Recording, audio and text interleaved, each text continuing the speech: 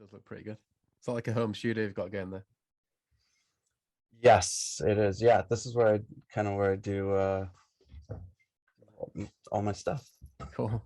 Yeah, I was Yeah. reading about an article you did about your dog Millie. He's Oh yeah. always in the studio or something. Yeah. I was just hanging out with her a minute ago. She's the craziest dog. She's just so present. It's just like you've got a human just that's with you all the time, kind of like they're just staring you in the eyes, and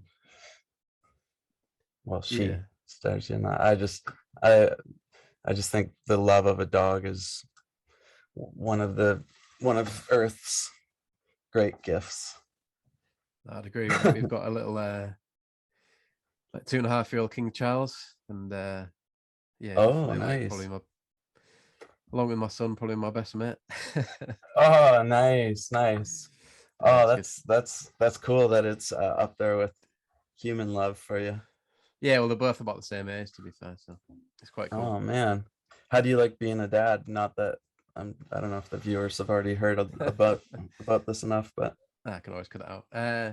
It's pretty crazy, man. We got the dog just before having Rory, actually, so it's almost having like a little brother to the dog. But oh, crazy. And yeah. like, do you are like I always ask people that have kids, would you suggest that I do it? Because I always thought I would have a child, and then but I'm 43 and still haven't had a kid. So I know I'm going to. I'm positive. It's got to happen. Yeah. I'd say it's very subjective, obviously. Yeah. But I'd say if like you're happy in your life, then yeah, it's a good idea, I think. And I don't, especially for men, I don't think it's bad to have it later on. I think I make the agree. most of it before your life changes forever, kind of thing. Totally. I've always known that when I have a child, I want to be able to be so present with it and not be kind of caught up in, youthful uh pursuits of dopamine, and I'm looking for the big serotonin, big picture, the Yeah, oxytocin. the big content lifestyle. Yeah. Yeah. So thanks for having me on your podcast. No, thanks for coming on. Really appreciate it. Yeah, I did. I think I didn't. I tried to contact you a while ago, but I didn't do it through your website. I think that's where it worked for me this time. Oh, So okay.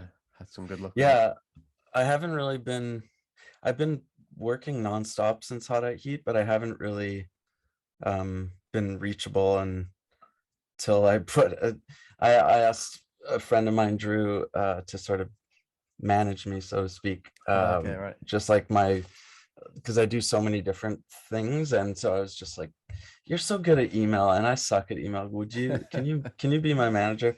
And he's just a really sharp, kind guy, and I really like that he the way he talks to people is really respectful, which is kind of everything to me. So so I said, "Can you be my manager?" So now I'm starting to get reached out to and stuff about, it's like, "Oh yeah, Hot at Heat, yeah, that was the thing." Yeah, like I was just interviewed for a book on the 2000s, music from the 2000s. All right. It's like Okay. a Canadian like music history book, and I thought that was so cool to get to have some lines in there, maybe a good chunk in there. I don't know. Yeah. Did you contribute to the Meet Me in the Bathroom one? No, but so many people have told me about that book, and people sent it to me and stuff too, um, and then I got the audiobook too because I'm more an Oh, audiobook really? guy. Okay, I might get that actually. Yeah, Um, I was never really good at reading for most of my life, even though like I managed to still go to university and do all that kind of stuff. But and then I realized that I was severely ADHD. so I got medicated for that. And then it made me actually really enjoy reading. And then I realized that I'm just an audio learner. When something goes in my ears, I remember it for life. Whereas reading books, my mind just is going all over the place. So once I discovered that, I started soaking up so much stuff on Audible and YouTube. And yeah, I think I pretty much always have my headphones on 24/7. Yeah, I know what you mean. I'm obviously a big podcast person. Yeah. Don't listen to my own podcast all day or anything, but Oh, there's no shame, and loving what you do though. Nah, true, yeah. It's funny how Sorry. people always like hide that they listen to their own content or whatever. It's like, oh man, you got it. If you're not a fan of your own work, then something's wrong. Yeah, I'll definitely like when when I post episodes, I always like to listen as the audience would do, kind of thing, just Yeah, to get that yeah. impression of it. But yeah, whereabouts are you at the minute? Then are you in Canada or are you in America? Yeah, I'm in New Westminster. It's called in British Columbia in Okay, Canada. cool. Yeah, Right. yeah. Yeah, I was weirdly, my friend who now lives in Canada was over recently. I was chatting to him and he's saying something random about 6%, something like 6% of music played in Canada has to be from Canadian musicians. Is that right?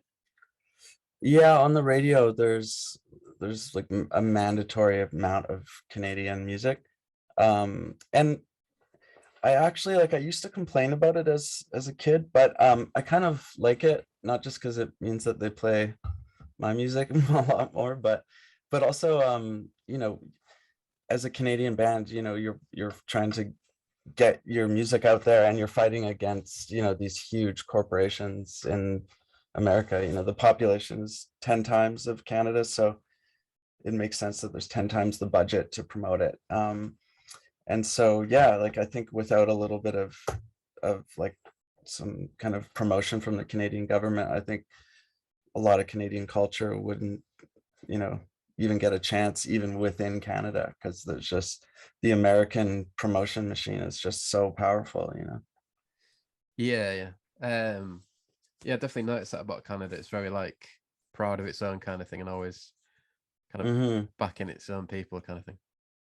Although having said that, they're really proud of their own people once they've made a name outside of Canada. All right. With Hot Heat, we knew that from day one. We're like, there's no point in focusing on Canada to start. Like we need to go to the States, and then so yeah, we tried to do Canada at first. Nobody really noticed, and then we went to the States and they liked us, and then Canada was like, oh yeah, no, we like you too.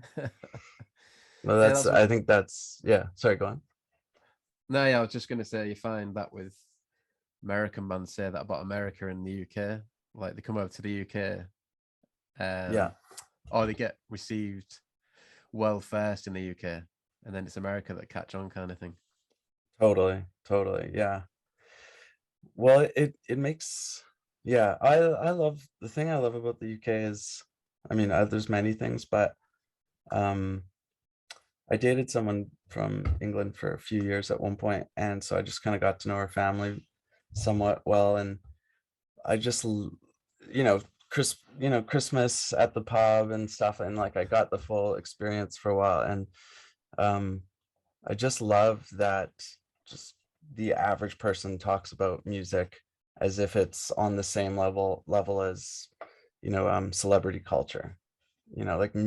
Music is, whereas when I think of where music is on the totem the totem pole in Canada, it's like, everyone's parents know about Kim Kardashian and whatnot, but they won't, it takes like a massive amount of success for it to be coming out of the mouth of your mom at Christmas. Whereas in the UK, there's just a lot of discussion of music, and it just makes me feel like music is important, which is a good thing, because there's a lot of reasons. There's a lot of things in the world that tell you to quit music and stop making it, stop attempting to make it your career, Yeah, definitely. So every little bit of kind of encouragement, I don't know, at least with me, like I'm very kind of aware of what motivates me to get out of bed and still care about music, Yeah. Okay. So yeah, if we can take it back a bit then, Steve. Mhm. Back to the 90s, really. Like, am I right in thinking you're in a few bands before you ended up in Hot Heat? Yes, I was in oh man, countless bands. I was usually in 3 or 4 bands at once. And yeah, I was often the drummer of bands. And like I never really sang for a band. I screamed in a band called New York City Rhythm. Um, and I played like guitar and sang ish, but How to Heat was kind of the first time I ever tried singing. And I think it was really just because like we used to have a different singer starting in 1999, and we just started in my parents' basement. And there was like, I just remember there was like it was just like one of many kind of band things that we attempted, and it wasn't really a big priority of mine. um I was more focused on another band I was in called Missiles to Heaven, and I was the drummer in that one, and I was like, I'm a drummer, like I love being a drummer. But then Paul, the drummer from Hot Heat, he was like a metal drummer, but he was starting to get into like cool kind of indie stuff from like San Diego, and like the synth kind of grindcore stuff. And somehow he acquired a Juno 6 that he bought from his dad's friend, who was like pretty much getting rid of it because the 80s were over, I guess. And he was like, well, I play drums, so like would you play keys, because he knew that I played piano as a kid. And I was like, oh, like synths are so not cool, they really weren't cool in 99. um and I thought being a drummer was a lot sexier. But I was like, okay, we'll try it out. And then we did like a demo of 4 songs really quickly. And then that was the first band of my billions of little bands where anybody cared. Up until that point, I basically became a show promoter and would put on all these punk shows, just so I could get my bands to play more often. And How to Heat was kind of the first band where people were like, this doesn't suck. So what was it like kind of making that transition to be the singer then? Is that something you were prepared for? Is it something you just kind of gave it a go? Well, I remember I got a computer in 99 as well. And I thought I wanted to be a filmmaker and make documentaries, or maybe do film soundtrack work. I wasn't sure. And so I just got like a pirated crack of Cubase, and just started experimenting with making my own stuff. And then I remember somebody downloaded it from my Napster, because I don't know if you used Napster back in the day, but you can see somebody's entire catalog and download stuff. And so Yeah. I just had some people asking me about like, oh, what's this stuff? And anyways, I was asked to do like a solo record. And then all of a sudden Paul got jealous and was like, well, why don't you just sing in Hot Heat instead, of like doing your own stuff? Because that first little project, it was just like a bedroom thing, and I would just put like my duvet over my head and just kind of sing, when my roommates weren't there. And yeah, it kind of just naturally fell into place. And then we tried to blend it really awkwardly with the Hot Heat kind of synth punk stuff that we were doing, which is a lot thrashier, um and it really didn't lend itself to melodic vocals. But we just kind of tried to merge those two worlds. Yeah, I saw like your music described as a few different things, and sort of described as dance punk. Is that something you'd go along with? Yeah, I mean, I don't know. Like I like dance punk. I know the enemy called it funk punk. I just thought that was kind of cute. Um, yeah, I don't know.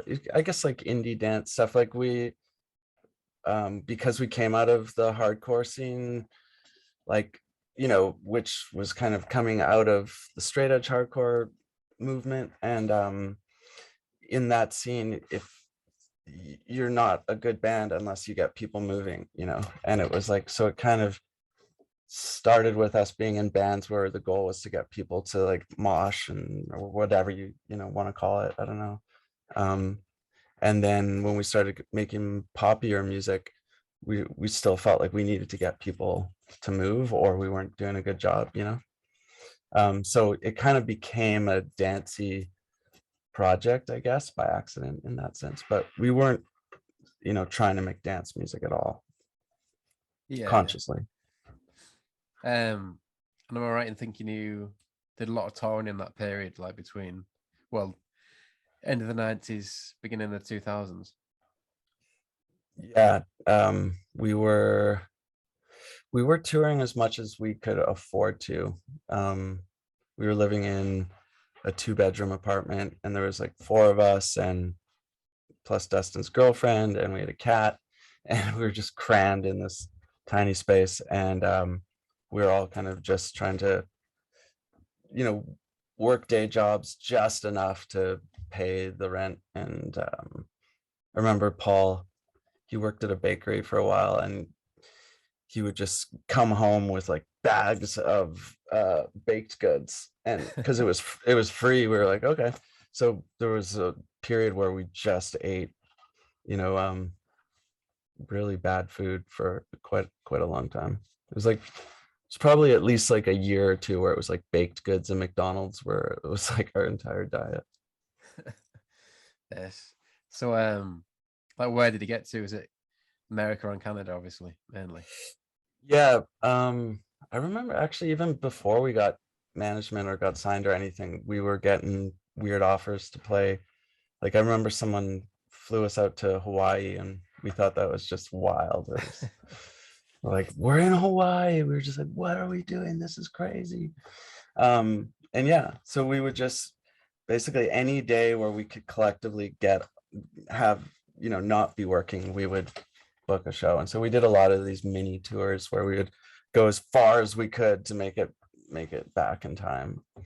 So yeah, we were doing a lot of shows, and I remember I was still in university, and I would just get back from a tour, um, and there was like these weird diet pills that somehow one of us discovered, and I think in retrospect it was like low grade speed or something, and whoever was driving would take one, you know, and you could just do crazy amounts of driving. And then I remember getting back from these tours, and I would have to write papers for university that were due the next morning, and I would just take one of these diet pills and freestyle an essay that was just completely bullshitting. There wasn't even time to spell check or anything, and I just handed in and like managed to pull off like a solid B- in that Decent. period. But yeah, so I always think of university as it taught me how to be good at bullshitting. Yeah, I remember when I was at uni, like, I got my best grade for an essay. Like, I started at about midnight and finished at 6 in the morning. That was due in Yeah, that morning. Yeah, it's my best and that mark I was your got. best. Oh, nice. What were you studying? English. Um, Nice. that was about contemporary poetry, which I have very little knowledge about. Oh, wow. But Give yeah. me a poem. Tell me an original. No, just kidding. Need a few more glasses of wine, I think. Yeah. See, that's the interesting thing about this podcast is I'm like just raging with caffeine right now, and you're, for all I know, you know, 3 sheets to the wind. Yeah, I had a couple of red wines for my dinner, but nothing crazy. Okay, well, next time. Yeah. So yeah, we like to ask people like if they felt part of a scene at that point, when they're first starting out. Mm. Did you guys feel like that? Yes, very much so. Yeah, we um grew up on Vancouver Island, and it was just really expensive to get off the island.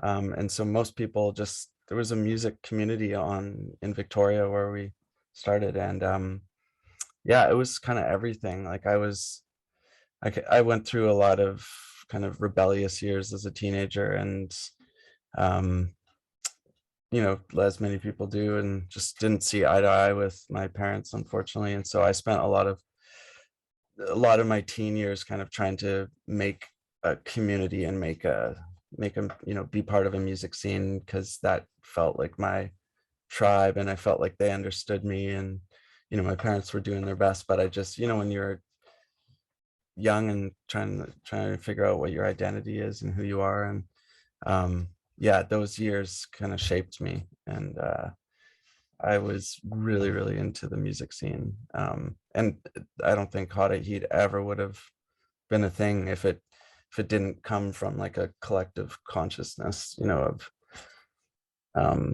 of just what's cool and what's whack. And like, I don't know, it's like it just kind of came to be. Like, we didn't sit down with a pen and paper and like write songs or anything. Okay. It just felt like an artifact of the music scene at the time. Yeah. Yeah. And did you have a clear idea of the music you wanted to make? Do you think like you knew what you wanted to produce? Well, it's all our bands before Hot at Heat were very I felt like they were very contrived. It was like, okay, we like that band, so we'll take that thing, and we like that band, and we'll take that thing. And whereas Hot at Heat, at that point, it was, we had all sort of been playing in bands together in various forms and stuff, and we were all starting to kind of establish our unique sound as individuals, I think.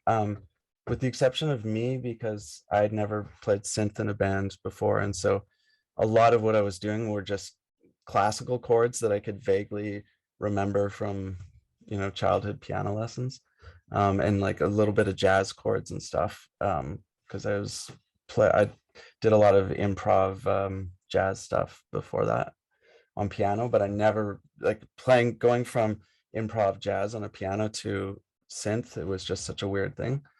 And so I think the fact that I was awkwardly kind of pushing a square through a circle by taking jazz chords and classical chords on playing them on a synth, I think that accidentally gave us a unique sound, more than our kind of insecure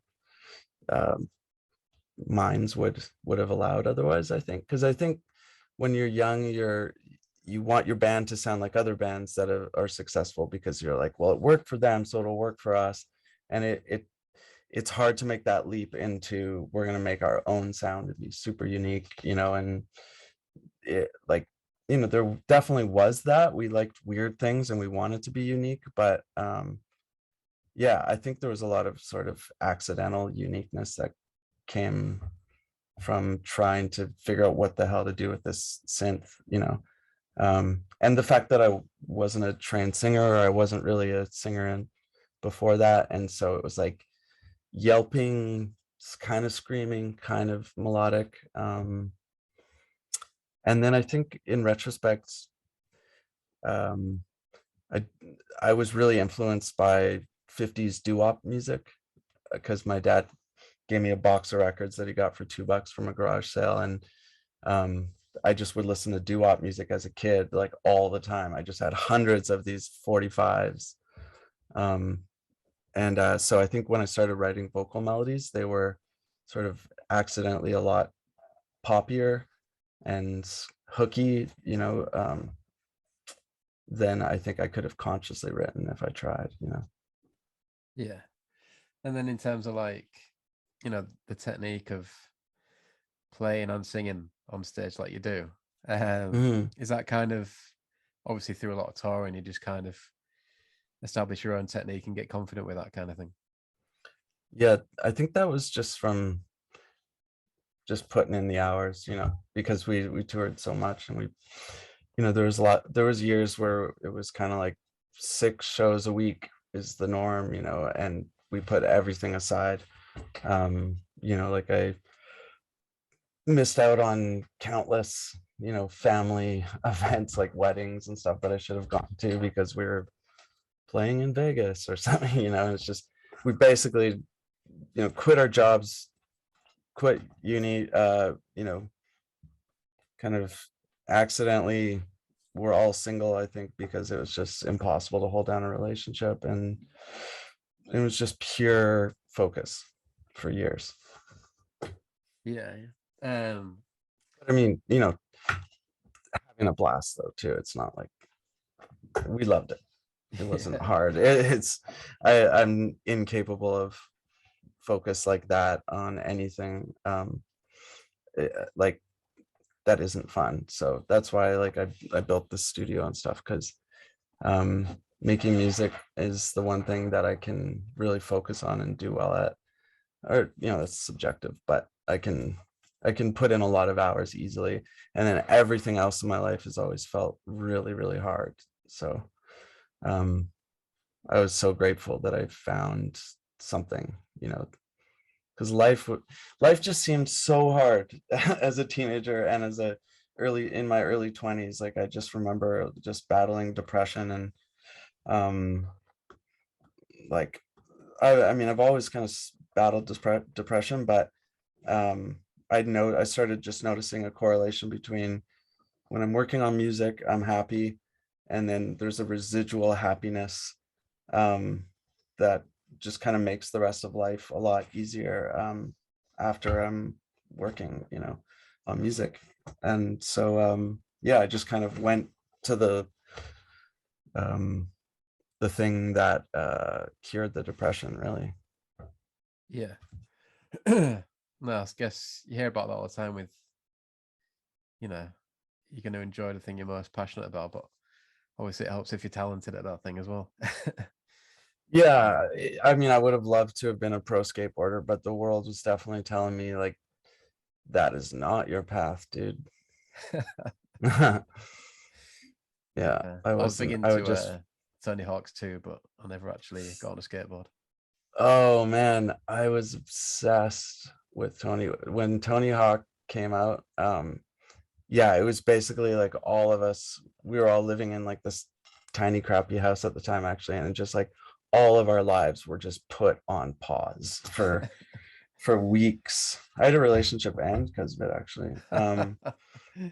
And then at one point, Tony Hawk was actually a fan of Hot at Heat, and he did like a podcast. I don't know if he did many episodes of it. This was kind of in the early days of podcasts, and so we went to his home, and he had this giant warehouse, and he had this ramp that's the world's biggest skateboard ramp in it. And I was like, do you want to like, can we skate on it together? And so I like got on a skateboard with Tony Hawk on the world's biggest ramp.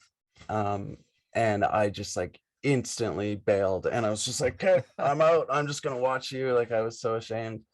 Um, there's footage of it somewhere. And yeah, I just kind of sat watching Tony Hawk skate for a while, and it was the coolest thing ever. Yes. Um, yeah, I remember there's a lot of good music on those games as well. Kind of good There introduction to was. some bands. Yeah. Yeah. I remember the first time we toured the UK actually, and it was our first time having a bus. And I've always struggled with sleep issues, and the jet lag was just killing me. And there was a PlayStation on the bus, which was so cool. Like it was just blowing our minds because we were used to, touring in a crappy van and, crashing on people's floors, and like to have a bus was just wild. Um, and anyway, Tiger Woods golf was kind of the thing that every night I was just like me and Tiger Woods and trying to fall asleep. But yeah, the music was so good on Tiger Woods that it's how I discovered like a bunch of bands actually back then, like Billy Yeah. Talent. I remember loved Billy Talent at that point. Anyway, I'm just rambling. I'm so sorry. It's all right. Yeah, it's weird that you say Billy Talent. I've had that Fallen Leaves song in my head for the last couple of days for some reason. I don't know why. Oh, it's great. It's a great song. I remember we did a show with, it was Billy Talent, then us, then Tool, then Nine Inch Nails, and it was in Italy and somewhere, and I had such a bad ear infection or nasal something or other, like such a bad cold that I had no sound in my ears. I was like almost totally deaf. It was the freakiest thing. Just remember like going around trying to navigate the language and trying to find a doctor that could prescribe me something. And so it was like such a big show for us at the time, and I was just like, I'm just gonna hope that I can sing in key. Yeah, did you get through it? Yeah, I think it worked because you still kind of have your head voice, you know. It was a bit of a miserable show, you know, for me, but I think I still, the show must go on, you know. I think I still gave a good show. There's a lot of shows like that where like I've had food poisoning and stuff, and it's just like you're like puking and shitting on the side of the stage, and then you run out and do a few songs and then go off stage for a second and then go back, and it's like your face is green. But yeah, we, in all our years, I think we only ever canceled 2 shows. One because our band broke down and then just simply couldn't make it logistically, and another time because I lost my voice, uh, and it just would not come back, you know, which can happen sometimes. There's a shot that I discovered from the Philadelphia Flyers, like the hockey team, like they had a sports doctor that was kind of, I don't know, somehow our tour manager had access to this guy. It's like I lost my voice. This guy came to the hotel room. He gave me a shot of something in my butt, and my voice just like came back. It's some sort of steroid or something. And so there was a lot of shows where I would have to find a doctor to get this shot. All right. And it kind of takes from your immune system a few hours from now and gives it to you now, it seems. So whenever you take the shot, you get really sick after it, but if it's a really important show, then you got to do it. Yeah, I guess like if you're doing a big tour, a lot of it, you must just be hoping that everything holds up in terms of your voice and everything. Yeah, it was a constant source of anxiety that I would lose my voice, because yeah, it just would happen. Like I remember playing some big like arena opening for Garbage in California, and I just remember there's so many industry people there, and it was just like a lot of pressure to be good at this show, and my voice just completely like it would do this thing sometimes where when I would lose my voice, notes would still come out, but they would just be random pitch. Like you go to sing what feels like, you know, your usual note, and it's because a lot of the set you're just doing it from muscle memory, from doing it night after night, and just comes naturally. And it's like I would go to reach these notes, and this crazy other note would dribble out, and it was so horrifying. So I kind of just invented a rule right there where I was like, when the worse your voice gets, the more you have to kind of wow them with you know, Mick Jagger isms, you know, essentially, you know. So I would actually, instead of it letting it bum me out and make it a worse show in terms of like showmanship, I would just kind of give them more of a show to compensate. And I'd also tell the sound guy to put a bunch more delay on my voice too. Yeah, so just in terms of like recordings and stuff, like what was the build up to like signing for Sub Pop? Like you had a few different EPs out, is that right? Yeah, we we put out singles like on vinyl, and we were really just into vinyl. And for the most part, I think everything we did, it always came out on vinyl, and that was really important to us. And then I just remember I copy and pasted. I kind of figured out how to record and track some demos. And I sent them around. I just copy and pasted the same thing to a bunch of labels. It was like, oh, you never know. And then one day, just out of nowhere, after we kind of forgot that we had sent stuff out, like we really didn't get anyone biting. So we were like, okay, like let's just sign with, there was a local label we were going to sign with and just kind of do it, you know, small time. And that was fine because we just wanted to get it out. And then, yeah, Sub Pop called and they said, like, we're interested. And we love like this, your kind of thrashy or synthy stuff. But we love these new demos because some of the demos were, you know, like these acoustic almost ballads and stuff. Like we were really just trying every different, I mean, maybe not a full ballad, but it was like we were exploring a lot, and they loved the demos. So I was like, oh, okay. So they wanted to sort of test us out, and they invited us to open for, do you know that band, The Liars? Yeah, it's been mentioned on here before. Yeah. They're if you're a listener, you should put in Spotify. I think it's called Mr. You're on Fire, Mr. That album is like one of like my all-time favorite records. Like it is so good, and they were such a good live band. So, like still to this day, that was probably one of the best shows I'd ever seen in my life. So to open for them just felt like, what are we doing? Like this, we're not on this level at all. But I think we were better than we realized, because they dug it. And I just remember thinking like, oh, they're never going to call us back after that show. Like I just thought we just shit the bed. And there was just a lot of people, and it was just like a really cool show, and the Liars just blew us off the stage. But then months later, like never heard back from them. They called us and they're like, yeah, let's do it, we're cool, let's, you know. So we were just, you know, high-fiving and loving life. And they said, well, we signed just like a 1 record deal, which normally Sub Pop, they always sign you for a minimum 3 album deal. But I think because we were so bad at that show, they're like, let's just do one album. And then they were kind of like, well, like to speed up the process and get you guys out there, let's do an EP, and we'll just take a couple of your demos. So, and then we did 3 more with Chris Walla from Death Cab for Cutie, and he's a great producer, and he was working out of the old studio where they recorded Nirvana Bleach.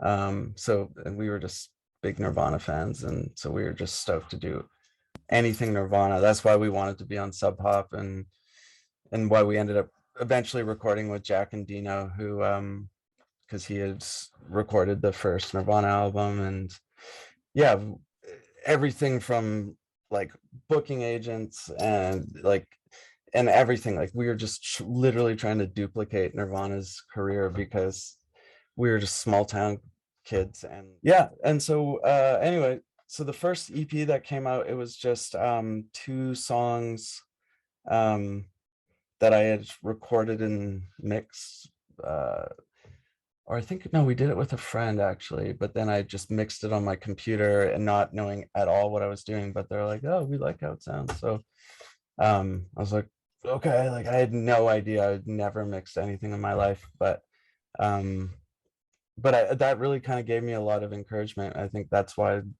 to this day, like mixing records for people is kind of my main day job, to be honest, and engineering and recording and kind of producing and all that fun stuff. But yeah, that was kind of a big thing for me personally. And then we really loved how the EP sounded, and we got lots of nice feedback from, I remember we opened for the Shins at one show, and Mudhoney, and I just remember the Shins saying like, your EP, we love your EP, like it's on in the van constantly.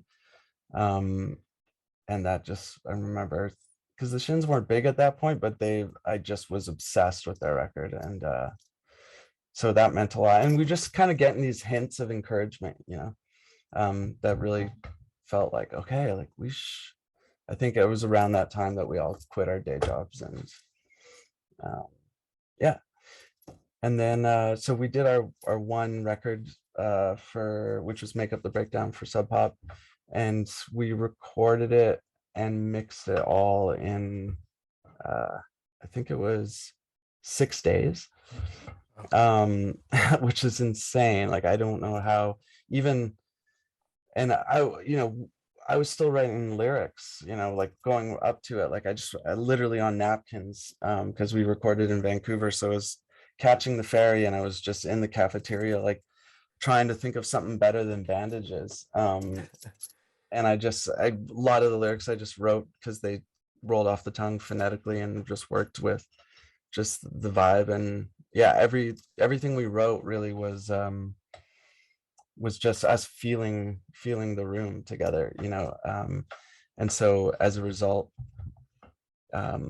a lot of the lyrics kind of just were what just came to mind at the time. Like I described it actually yesterday to somebody as like, the way we wrote songs was kind of like similar to being a DJ, where you're every decision you make is based on kind of feeling the energy of the crowd, and it's like in the jam spot, we were, kind of like 4 DJs, like all just trying to like look at each other and feel the energy, and just make every next decision based on like, ooh, that seems to be getting people stoked in the room, so yeah, everything was really written instinctively, which is why I think the EP and our first record like really have like interesting arrangements. Like we were doing a lot of things that accidentally, that as a conscious songwriter that now uses logic, unfortunately, more than instinct.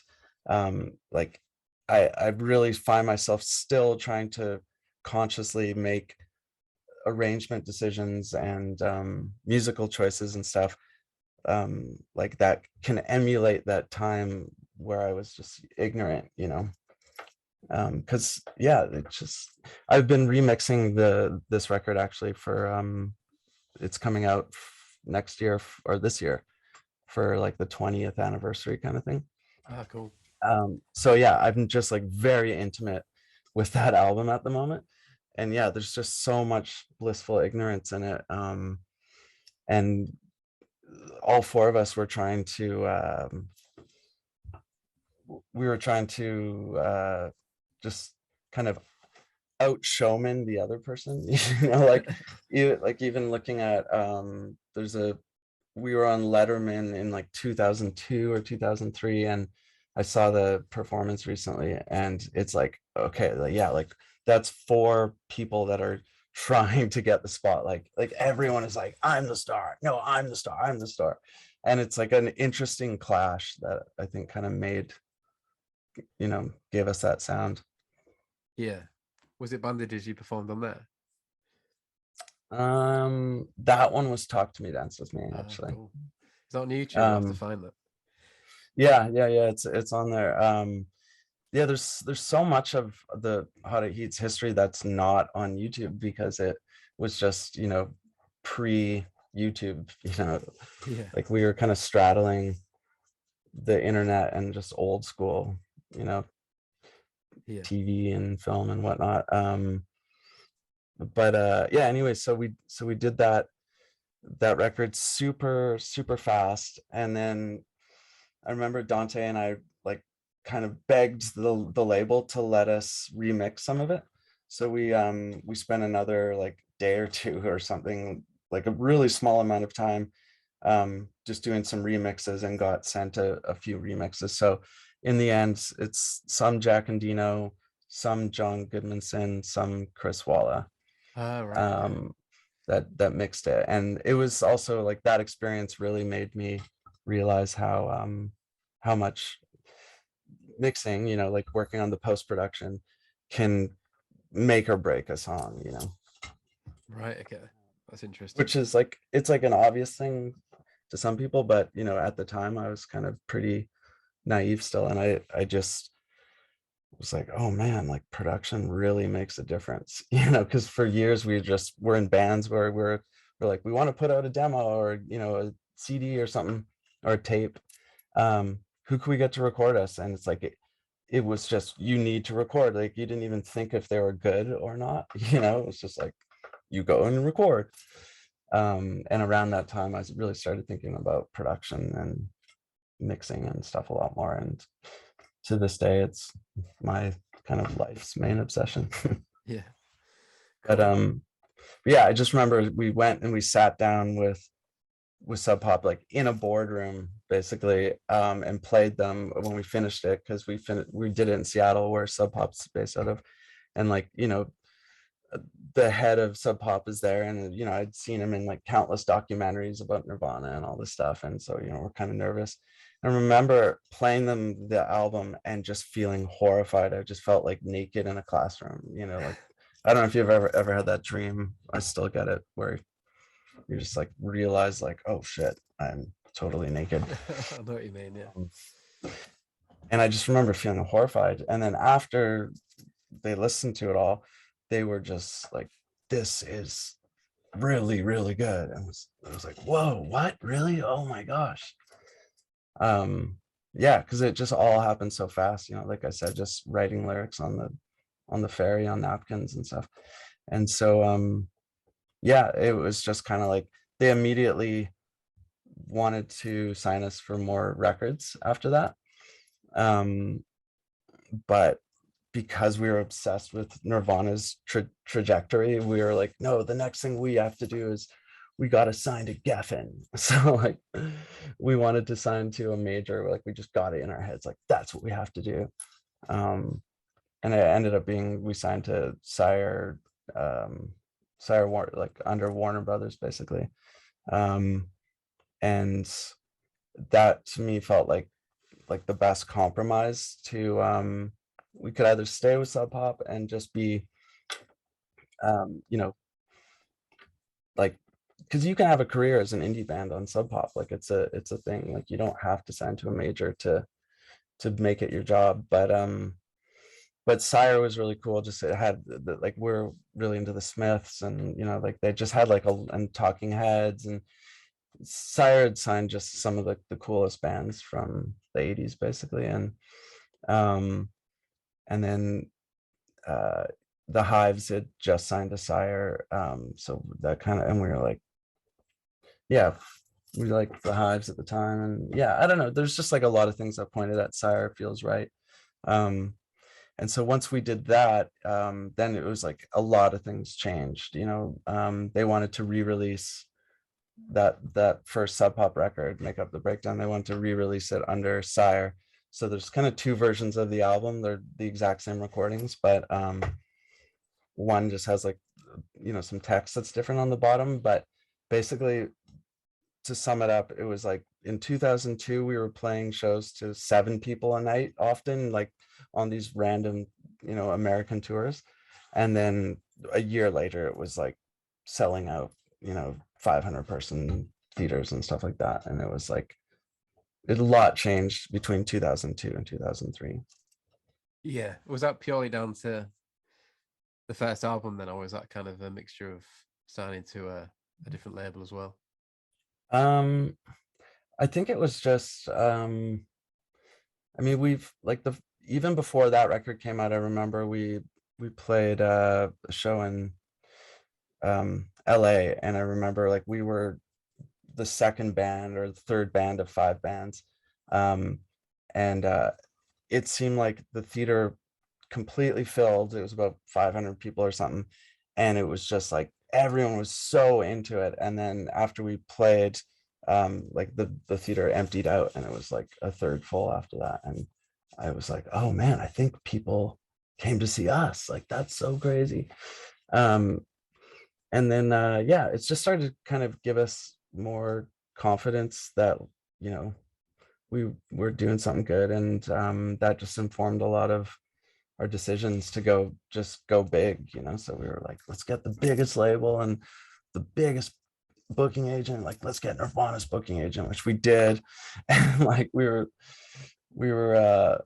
I remember even I somehow got Dave Grohl's phone number, and I texted him. I texted him like to see if we could open for the Foo Fighters, and he said yeah.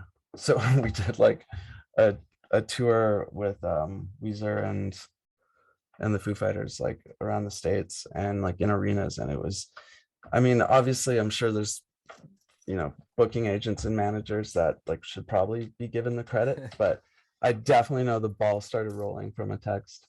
And at one point we needed a cabinet just like to house we needed a flight case to house this guitar cabinet. And he lent us Kurt Cobain's old flight case, and we were just so stoked about that. Because, you know, it's like yeah, like we were living, you know, broke, and, you know, sleeping on floors, and you know, we basically gave like our whole life as a new band does, you know, with you know, all the odds stacked against you, and you're just going on the fumes of what motivates you. And like we were just, you know, yeah, we were just giddy music fans. Like we just loved, you know, trading records, and, you know, and like talking about music. We're just big music nerds, you know. Yeah. So all those little things that like you're like, whoa, there's something that we saw, you know, read about in a book, and we're like 1 degree of separation away from it. And it's like those little things, they mean so much to you when you're starting out and you're, you know, confronted with all these reasons why you probably shouldn't be trying to do this for a living, you know. But eventually it just becomes like old news. It's like, oh, whatever. I was like, oh, hanging with Dave Grohl again. Okay.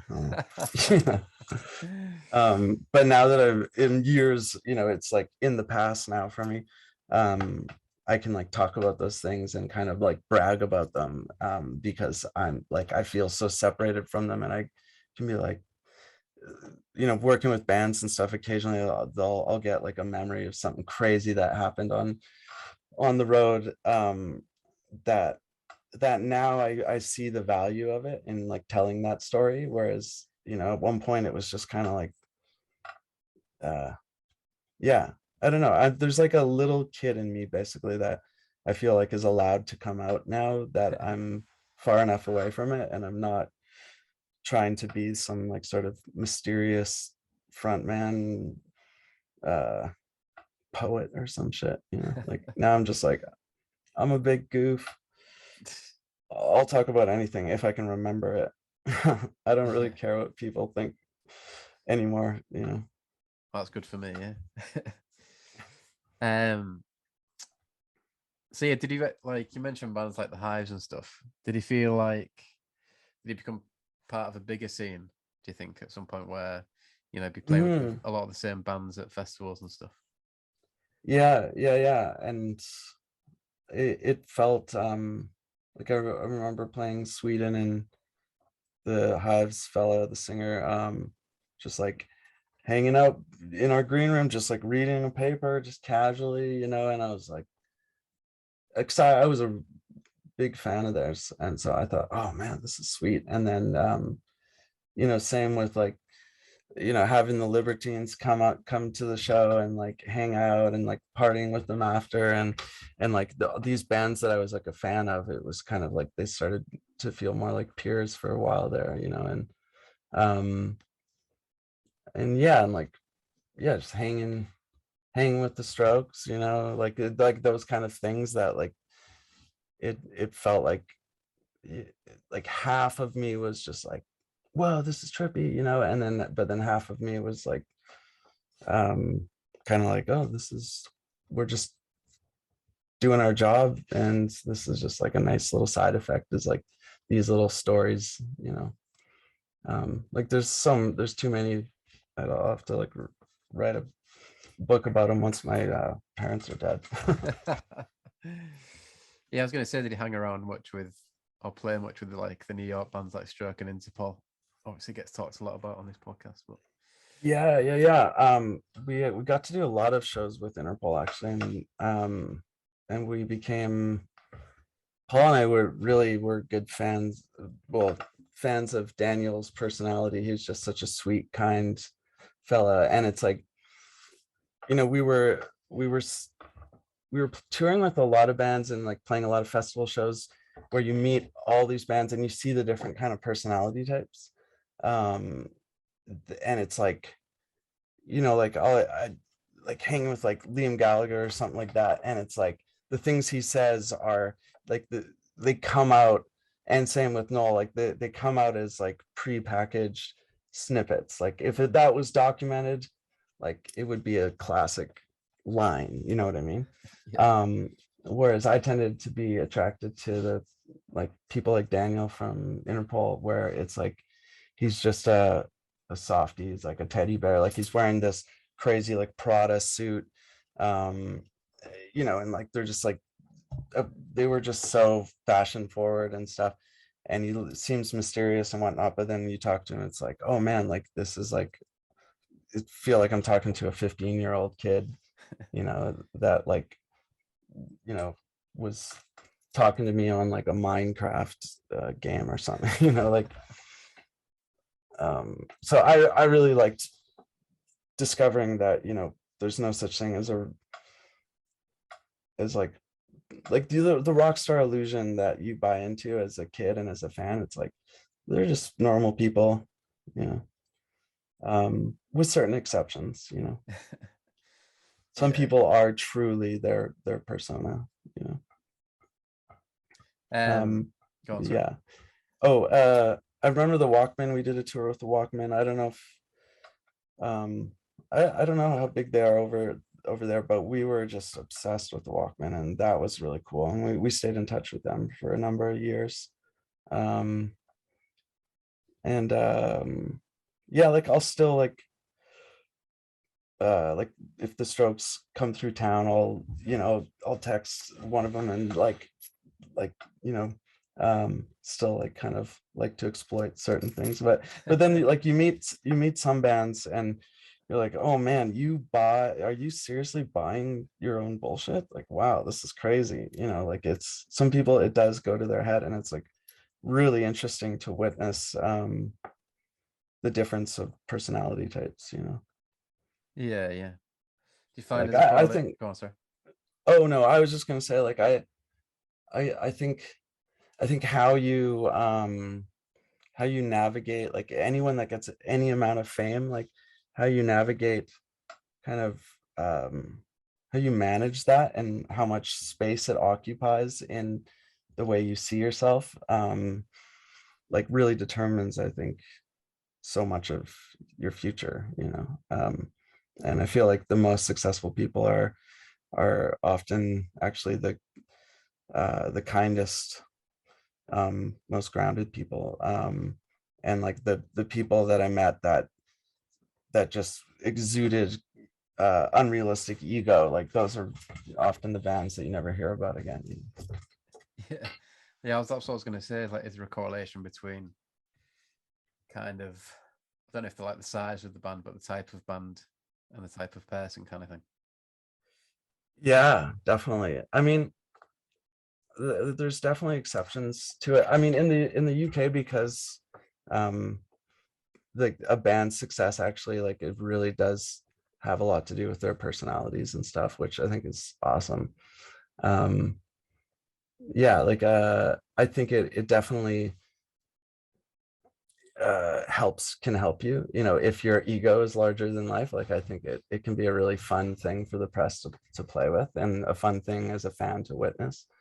um but yeah, I kind of, I like the down to earth people that, where like I because a lot of music is like you're in a van with people for a long period of time, or hours and hours and hours, like you and then backstage, like you're often playing with the same bands at like festival after festival, because like you're all kind of in the same tour cycle, and so your reality becomes, who you choose to hang out with. And I'm like kind of a hermit for the most part myself. So whereas back then I was just forced to have to be in the presence of people 24/7, for years. And I found that really challenging, to have to be social. And I considered myself an introvert. Yeah, just in terms of the UK, then, like, did you play here before the first album came out, or did he kind of arrive to like already been featured in the NME and everything? Like, what was it like? Um, I think the first time we went to the UK, it was we had already kind of started to take off, which was really wild. I think it was on our first time going to the UK. We got the cover of NME, and that was just like, it's like, is this what it's like for everyone? Like, we really had no idea. We were not, we really weren't involved in like a global kind of music, like awareness of the state of music in the mainstream at all. Like, we were very obsessed with our little bubble in Victoria, and local. We were just really into local bands, and we were fans of local bands. And we listen to music from outside of Victoria as well. But it, uh, like I said, we loved the Smiths, and like there's lots of bands that weren't from Victoria that we loved, but in the grand scheme of things, we were very unaware of what music press even was. Like, we didn't, I don't know, I don't remember like even knowing what the NME was until we were on the cover of it, basically. Yeah, so the cover I of it, like actually. I don't want to like paint the guys to like seem like we were super green, but honestly, like, we were quite green. And so yeah, we just all of a sudden became aware of, yeah, like, oh, this is like, press is something that you have to do, if you want people to find out about you. It's like, okay. And then it just every day it was just like nonstop press for a long time. It was, a lot of, especially in the US too, we would do lots of radio performances. So like, you start your day, you wake up, and there's a radio rep that's there to take you to a radio station to do an acoustic song. And it's just like, you're just trying to get shake the cobwebs. It's like, and you have to kind of be, jovial. And I don't know what we're talking about, but I feel like I'm so rusty at doing interviews. Like, I'm more like yeah, behind the scenes guy these days, just working on people's records. So it's interesting, like, hearing how slow I am. no, it's good, man. Nice, it's going very well. A lot of detail, Okay, which cool. is what we want. Yeah, my logic is just I would rather, doing press at this stage in life, I'd rather say too much at the risk of kind of destroying any sort of mystique I may have. And I'd rather just be honest and just kind of spit out whatever pops in my head, in the hopes that something inspires somebody, or I don't know, is entertaining and at all. I don't know. No, definitely, yeah. It's definitely long form kind of podcast, so it's all good. Okay, good. Yeah. Okay, yeah, I can't remember what we're saying, but I saw something. I saw something about bandages being removed from a Radio 1 playlist because of a war in the Middle East at the time, or something. Is that right? Yeah. The war was starting right when we landed there. I remember we were doing Top of the Pops or CD UK, one of those kind of shows. And again, this was on our first time there, so it was just so wild. And I had just the worst jet lag. I could not sleep. And I just remember they just started bombing over there. I guess it was like Desert Storm or something. And yeah, it was just so crazy to see all this night vision footage of this, the US just bombing another country, just killing a bunch of people and putting it on TV. It just seemed so intense, and I couldn't sleep. And I was like, oh, I gotta get some sleep. We're doing this, top of the pops in the morning, but I could not sleep. And then yeah, we got added to Radio One, like on a rotation, and I remember the label was kind of like trying to put it in context for us, and they're just like, you do realize like Radio One, everyone hears this. A rotation means you'll be spun like 5 times a day, and like, like people's grandparents are going to know who you are. And then like within a day or two, it got pulled because of the war. They just thought bandages was too insensitive, which is so ridiculous, Yeah. like, it's like, oh man, I always knew I should have changed that lyric. Yeah, But yeah, so that go on, that sorry. that really, I was just gonna say that really kind of like shot us in the foot, because I think we would have been a lot bigger if we had had that A rotation, and then another thing that kind of shot us in the foot was at the end of that album cycle, because we toured Make Up the Breakdown for Sub Pop for like a year, and then it was re-released on Sire, as I was saying, and so we had to do a full 2-year like promotional cycle on that record. And Dante, our guitar player at the time, was just so burnt out, and he was from an even smaller town called Shawnigan Lake, on the island, and so like he grew up in this tiny town, and he's just missed his friends so badly, and he's like, I have to go home. Like it was like the most clinical homesickness I'd ever seen, and we were offered to do is it Jonathan Ross? Is that the one? Yeah. Yeah. And I remember like Dante was like, I can't do it. I gotta go home. And the label was just furious. They're like, this is like, I don't know if it's true, but they're like, this is like getting Saturday Night Live, in the States or something. They were trying to like pitch us on why it's a really big deal to do this. And they're like, we will fly you home and fly you back for the performance, and then fly you home again, first class. And none of us had ever flown first class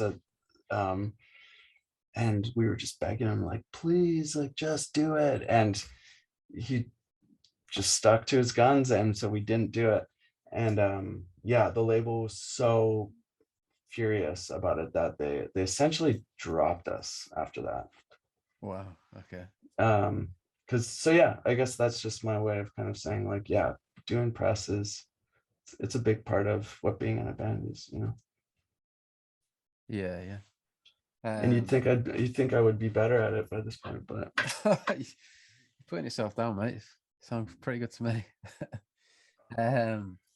my inner dad in me. But you must have played some pretty good tours in the UK. Like, it must have been a lot of attention on you, a lot of attention on you at that point. Totally, yeah. We did. Actually, Franz Ferdinand was. They opened for us on one tour, and it was awesome. And we just clicked, and it was like we loved their band. They seemed to like us, and like our crowds liked each other, and then we ended up getting them. We did a whole other tour with them as well, still opening, which is crazy because they went on to do so well. But I remember before the record came out, whenever they would play Take Me Out, which was like their big first smash single, that kind of like made them global. I hadn't heard the recording of it, and I remember they were still like getting mixes and like playing them over like the PA at soundcheck and stuff, and testing mixes and stuff. But every time I heard Take Me Out, I loved it. I would run from the green room and go watch them side stage. And then eventually I started at least one show, it was probably more, I would just hop on stage and do Take Me Out with them, and I just loved it. And then yeah, it blew up, and I think it went to like #1 or something crazy in the UK. But yeah, that was kind of like my claim to fame in my head. I was like, I knew from day one that was a smash single. That was massive. Yeah. Yeah, that was really cool. And I mean, we played with yeah, so many bands that were bigger and better than us. Like the Killers even opened for us at one point in Vegas, of all places. I remember like bands that went on before us that went on to be way bigger, and better, one could argue, like Kings of Leon, and yeah, like everyone. I feel like yeah, it's like so many bands, Razorlight, so many, like every band that that opened for us seemed to go on to do much better than us. Did I see that you worked with the Killers at some point as well later on? Yeah, it was I did a remix for of Read My Mind off of Soundstown, and it came out on a 7-inch with the Pet Shop Boys doing a remix as well on the other side. And it was really weird because I got the gig and I was like, oh, that's awesome. I really didn't know anything about doing remixes, but I was like, I'll try it. And then my grandpa was in the hospital all of a sudden, and so I was flying out to go visit him, and like they were saying, this will be the last time you see him, kind of thing, which turns out wasn't true because he's still alive and he's 104 actually. But Wow. it's crazy. He's a fighter. But anyway, so I thought he was going to die, so I was super sad and trying to do this remix in GarageBand because that was the only program I had on that laptop. So it's not a proper remix at all. It was just me kind of like in the hospital, like on headphones, like trying to like cobble together an interesting take on Read My Mind. But it's gotten way more attention than any remix I've ever done since then. So yeah, kind of sometimes you never know what's going to be like something that sticks. Like another weird thing we did was we performed on Yo Gabba Gabba. You know that kid show where they've got like tons of bands like MGMT and like all these bands have performed on it, but it's like this massive show in the US for kids. Right. And they write like they'll basically, the show creator is a musician, songwriter guy, and so he writes these little songs and he sends them to you. It's just like acoustic and a vocal, and then you kind of reinterpret it and record it yourself and whatnot. Anyway, that song to this day gets probably brought up to me more than any song like we've ever done. Just Really? about. It's so crazy. What's And it it's called? like it's called Time to Go Outdoors. Okay, I'll search for that. And yeah, that was one of the first songs I recorded once I built my studio. And yeah, it's actually kind of a catchy little ditty. Yes. Yeah, there's one in England. Doesn't sound as big, but there's one in England called Yolanda's Band Jammers. And obviously with having a young kid, watch that sometimes. There's been some bands that have come onto that from back in the day. Like Feeder were on there. Oh, crazy. Lightning Seeds and people like that. I like that. I like when, if you're a fan of a band, and then they do something that's outside of their comfort zone, and it's just not like, here's their very well manicured, well presented new hit single. It's like, okay, this is what a band does. But when you get them to do something that's different, I think those are always my favorite things. Yeah. That'd be cool to like see Julian Casablancas on Sesame Street or something like that. Totally. So yeah, for like moving to that second album then, Steve, few things going on. Am I right in thinking Dante stayed for that album and then left after it was Yeah, released? Yeah. yeah. It's it's funny because he decided like he just couldn't handle the touring. He just like he wanted to quit. And my logic was I just remember, yeah, being backstage in the bus in Wolverhampton, and we were like, I remember Franz Ferdinand was playing that night actually, and I could hear them in the background, and Dante was just like looked at me. He's like, is this a dumb decision um, of me to make? And I just remember saying, I think you're being a fucking idiot, but I respect it, and I respect you, and I love you, and that won't change. And you know, I've anytime we've hung out, like it's always awesome. Like I love Dante so much. But yeah, it was really shook up our lives at that point because we had just been living together, you know, in a van or a bus or an apartment for years, and we had been on this journey together, and it was like he and I, you know, I don't have a brother, but he was, you know, those guys were essentially my brothers, you know. So it's like to lose a family member was pretty traumatic. And then also kind of at the height of our success as a band to lose like a key player was just like horrifying. Yeah. So yeah, we had to do we did tons of auditions and all sorts of stuff. We're flying people in and then yeah, but anyway, so on that record, so we still were demoing it with Dante and, you know, rehearsing, and his mom had a barn like in the middle of nowhere, and so we did a lot of the writing and recording of the demos for Elevator in this barn. um and yeah, and then he played on the album as well.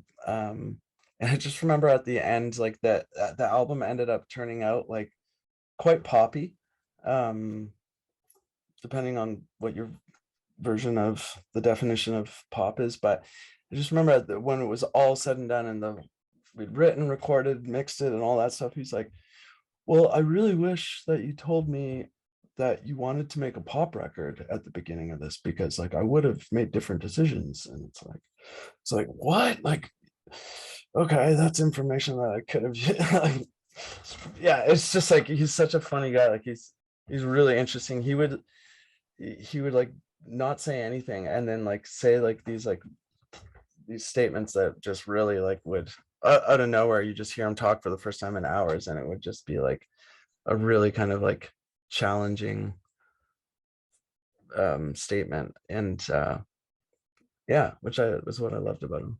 He was obsessed with Bob Dylan. Just like most of when I think of touring, um it was just him with a Discman. Like he really was into this Discman. He's like, it's good to have a Discman because then you're just devoted to that one album. And he would just like stick to one CD and just listen to it over and over and over. And yeah, so he was kind of like the John Frusciante of the band.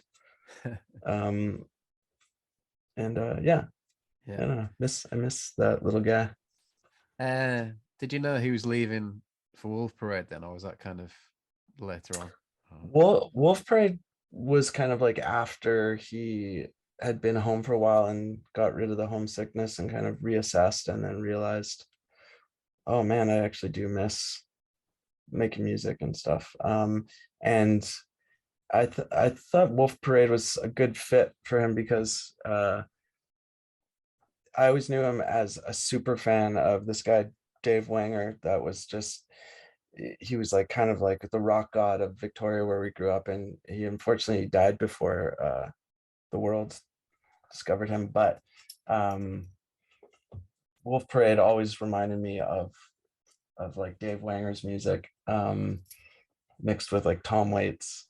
And I know Dante loved that kind of Tom Waits vibe. And yeah, just overall, like I just think of Dave Wanger, Tom Waits, Wolf Parade, and then Dante just fit in perfectly there. And so I think it was a better fit. And you know, with Hot at Heat at that time, we were really kind of going more for like kind of like a refined sound, and it was less jagged than his style and stuff. And so I mean, you could argue that it was good that he left, in that we kind of we were untethered. But then you could also argue that that's when we kind of like lost a certain kind of flavor. So I mean, yeah, but then I don't know. I think I really like what Luke brought to the band. So our new guitar player, and like he really challenged me a lot, and in a different way than Dante did. And it's like we at that stage I never considered myself a songwriter until like probably 2007. I remember saying like, I guess I am a songwriter.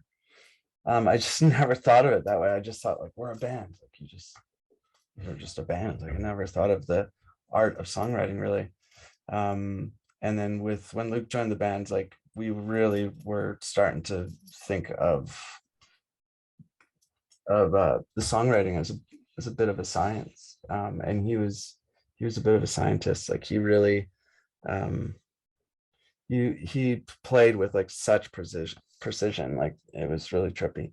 And we found him just like we had done all these auditions with all these like pro guitar player people and stuff, and also just like punk rock dudes that we just thought were kind of more like Dante style. And but then we were just walking down the street in LA, and we're kind of had a few drinks, and we're just like depressed, like fuck, what are we gonna do, and then we just ran into this guy that we sort of knew, and we told him about our dilemma. He's like, oh man, I know your guitar player. Yeah, he's kind of a bum, like he's a bit of a stoner, he's just like crashing on my couch right now, but like he hears a song once and he can just figure it out and play it immediately. He's like, I've heard him like playing your songs already, like he's just figured them out. So we met up with Luke, grabbed some beers, and just kind of like stayed up all night just like talking to him and getting to know him. And then we were like, okay, let's do it. And yeah, and then that really changed the band for a number of years. Yeah, that was the beginning of the next chapter. And then I'd say like the next big chapter was kind of when we bailed on Warner Brothers. But I don't know if you want to go there. But. We'll do. Yeah, just wanted to ask a couple more about the second album. Yeah. Just in terms, you mentioned songwriting. Like, how did you find like the pressure of being on a major label in terms of songwriting? Were you able to like do it as you always did, or did it kind of change in terms of the process for that second album? It's weird. A lot of people think majors, like, you know, they kind of put you in a room and chain you up, and there's like a boardroom meeting that says like, you got to do this and that. It's like they actually really didn't do anything that was forceful. We kind of instinctively were more attracted to just, you know, great songs, especially from, you know, the 60s and 70s and 80s, you know, like like, you know, Tom Petty and Prince and Talking Heads, and like, I don't know, I could list a ton of bands but we started taking influence from, you know, bands that weren't just punk rock, you know, because initially we were just really into like challenging, quirky, weird, angular punk stuff. And then all of a sudden I was like referencing Tom Petty for the first time in my life, and just how much I love the mood of, you know, like a Bob Marley song or a Tom Petty song or whatever, you know. And so yeah, we just started taking some bigger risks.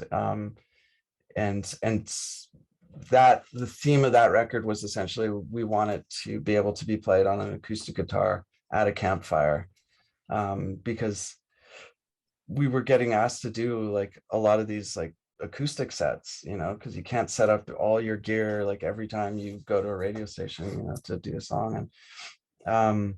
and we're like, man, like none of our songs translate to acoustic. So like Talk to Me, Dance with Me is essentially like and it's just two notes, and it's like you do that on an acoustic guitar and it's like doesn't translate. So the sound of that album is essentially us being like, let's write songs that sound beautiful on an acoustic guitar. And we were in the bus a lot as well, so we were writing, you know, at the back of the bus. And then also I remember I was going back and forth between Victoria and Vancouver, and I was staying at my parents' house, and there was this old acoustic guitar there. And I just started writing on acoustic guitar for the first time. So I had always just played synth when I was writing with Hot at Heat, but a lot of the songs, a lot of my contributions, I just wrote on acoustic guitar. So so yeah, it's really an acoustic guitar album that's presented as a live band. Cool, yeah. And producer Dave Sardi, Grammy Award winning apparently, and worked with the likes of Oasis, Red Hot Chili Peppers. Like, what's he like? Yeah, well, originally we it was a crazy time, and we had like all these producers like flying to us to kind of pitch themselves on doing the record. Like I remember yeah, taking meetings with, you know, some of the biggest producers ever, really. Like it was crazy. And I had my heart set on Rick Rubin. And you know, he's arguably one of the most famous producers of all time, you know, next to maybe like George Martin. And so yeah, and we made it happen. And so we actually started the record with Rick Rubin, and like I'd be like we'd be hanging out in his mansion, and he's just a crazy dude. I remember he had this giant stuffed polar bear, and he had one of those dogs that have like the dreads that go right down to the floor. It just looks like a giant mop of dreads moving around. And he, you know, he lived in Harry Houdini's old mansion, and he had like a wall full of books where you pull a book and it's like the wall rotates and stuff like that. Like he's just such a crazy, mysterious guy. And he, you know, I I wanted to work with him mainly though because I love the sound of the last Johnny Cash records that he did. Um, it's just sounded unbelievably sonically so good. And then so we started the record with him. He was like, "You need to get a BlackBerry so that we can communicate back and forth." And so we would, you know, texting back and forth and stuff. But his process for making a record was so frustrating that I basically fired him or let him go, which is crazy because he wanted to do every band he produces, he says, write 100+ songs. So he was working on Weezer's Green album, and he got them to write 125 songs. Wow. And I just remember hearing the Weezer song Beverly Hills, and which is probably my least favorite Weezer song of all time. And that kind of is like, that album is like, I feel like when Weezer just lost it, and they lost like their true essence. And I could just tell working with him, like even though he's a genius and he's such a mysterious, cool dude, it just wasn't the right fit. We needed to get an album done quickly and to keep the momentum going. And it's like, I just wanted to capture what we did naturally. Also, we had been touring so much, like I just didn't want to overthink it too much, you know? So then we got Dave Sardi because he had studied as an engineer under Rick Rubin and worked for Rick Rubin on a ton of stuff. Right, And okay. so we were able to like get like sonically like something that was really cool and big. And yeah, and when I listen, you know, like when Middle of Nowhere comes on, like they still play it on the radio here and stuff. And whenever it comes on, I'm like, man, that is such a beautiful recording. Like Dave Sardi killed it, and he mixed it as well. And yeah, I remember on the very last day, everyone had gone home, and I was just right, like I wanted to be there for every second of it. So he's mixing like the last song on the record, and then Oasis like showed up, and he was starting that day. So he was like sending me home as Oasis is loading in. And I remember Noel Gallagher, my hair was like pretty big back then. He said like, "You've got fucking great hair, man." I can't do it. Sounds like reggae or something when I do it, but he's like, "You got fucking great hair, man." And I was like, that's so cool. And then he invited me to like hang out for their session that day. But I was kind of I don't know. I was just burnt out. I just wanted to go home. I was like, no, thanks. But I was kind of tripping that Ringo Starr's son was I forget his name, Zach, maybe. Yeah.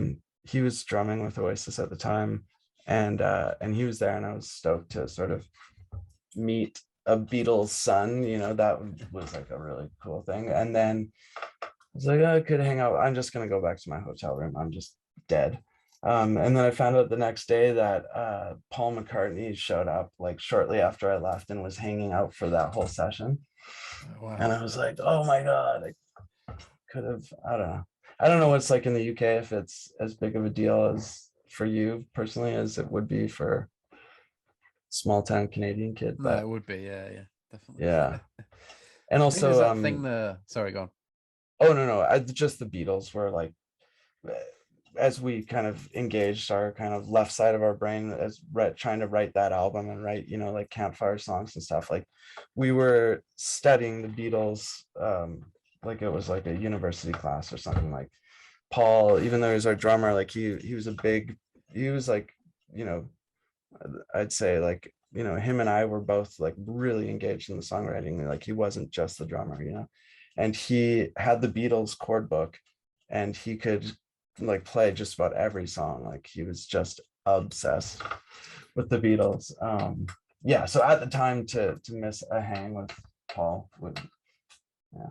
But anyway, Now, obviously watched like the Get Back thing, but then watched another thing on Disney Plus with Rick Rubin just sat down with Paul McCartney going through songs, which was quite good as well. Oh really? Okay, I gotta look for that. Yeah, it's about, I think it's 6 episodes, but yeah, it's definitely worth a watch. Yeah. Oh man, I love Rick Rubin. Part of me is like, oh, why did I do it? But I remember like it was just such a long process, and at the time, he's notorious for working with so many bands at once, and so he agreed to do a record, but he was doing the Weezer album, and I think Shakira and Neil Diamond and maybe Linkin Park. I don't know. I can't. And it's quite eclectic.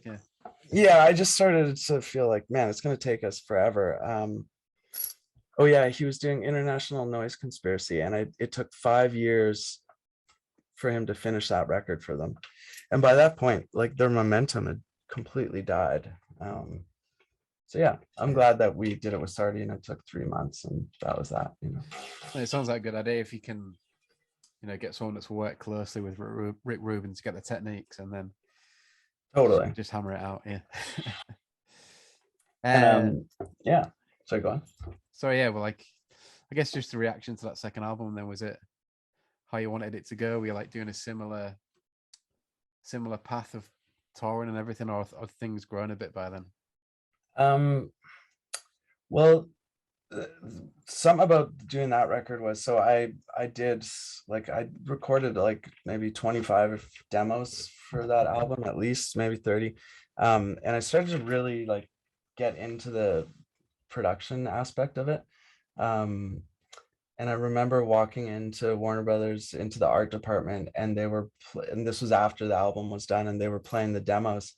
And the art director at Warner Brothers, who is this fellow that I really respected, and I was like, oh, like, you know, like we finished the record, like you should listen to the finished record instead of the demos. And he's like, I don't know, I just prefer the demos over the recorded, you know, album.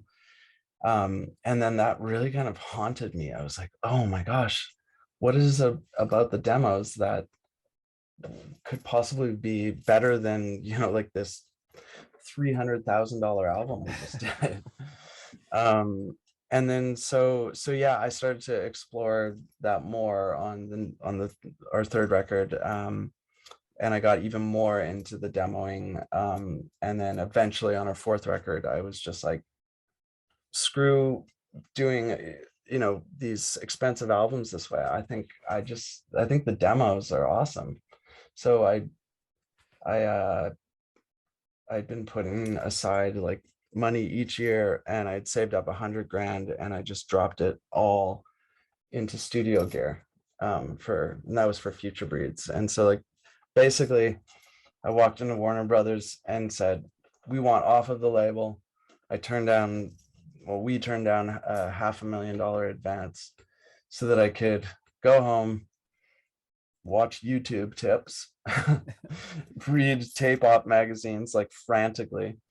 And I just taught myself how to engineer things properly. And yeah, as a result, I love how that record turned out. Like it is so different than the two albums before it, and so different from our last album.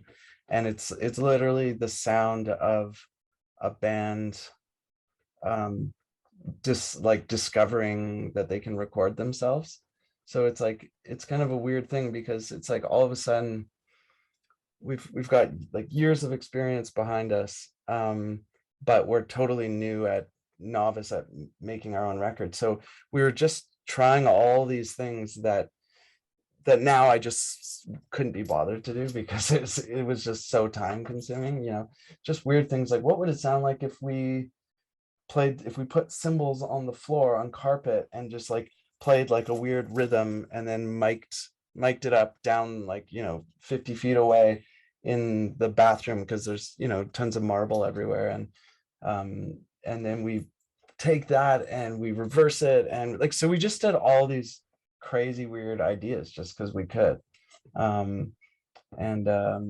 Yeah, and so that, I just think in a lot of ways that Future Breeds record is kind of my favorite record that we ever did. And I think yeah, just because it's the sound of having money to buy gear, but not at all having like the know-how that would reflect being in a position to have all this fancy gear. So yeah, and then also that led to me being obsessed with recording, and since then made dozens of records, and we'll be doing that till the day I die. So I'm glad that I was like thrust into a position where I had to like learn it super fast, like in time to also be able to write it and release it. Yeah. They're definitely more, I don't know if experimental is the right word, but you could, definitely hear a difference to that album for sure. Yeah. And like every record of ours, like there's stuff I love and stuff I don't love. But that's just kind of how it is. I remember we toured with Modest Mouse in Australia. And I was such a big fan of their first full length, I think it's called a long walk for someone with nothing to talk about, or something like that. And that was, I can't believe actually I forget the name of that record, because at one point in time that was my most listened to record, and it was just the soundtrack to my life. I had it on vinyl, I put it onto cassette, and I had this old Volvo, and I just had so many memories of just driving in this crappy Volvo listening to Modest Mouse. And it was like, that record was, in my opinion, like one of the best records ever. And then talking to him about it on tour, and he was like, just saying like how much he hates it because there's not enough low end in it. He's like, yeah, it's just like, it's too thin sounding. And yeah, it's just kind of like, that made me feel better about being so critical of myself, because he, like, hearing like Isaac Brock, who I just thought was like one of the coolest musicians singers ever, I think he's just so cool. And he's like, he's really hard on himself. And I'm like, okay, cool, I'm really hard on myself too. So that makes me feel less alone. Yes, yeah. Yeah, and then My he, dog's just walked in, distracting me. Sorry. oh yeah, no, all good. And I also remember he produced the first Wolf Parade full length. um and he was just kind of figuring it out as he went as well, and so that really inspired me. Like I remember the guys telling me that they showed up for day one of recording with Isaac at his home studio, and he was it was like 11 a.m. He was drunk, and I think he was like wearing nothing but an apron, and he was like barbecuing burgers in the backyard, and he's like, come, he's got a crazy list. He's like, come on in. And yeah, so I just, hearing little stories like that kind of gave me the courage to be like, maybe I'm just gonna like skip this whole, professional producer thing and just see if I can do it on my own. Yeah. Yes. Yeah. How was it kind of moving off the label? Did he go on to like your own label, or was it just more of an independent one?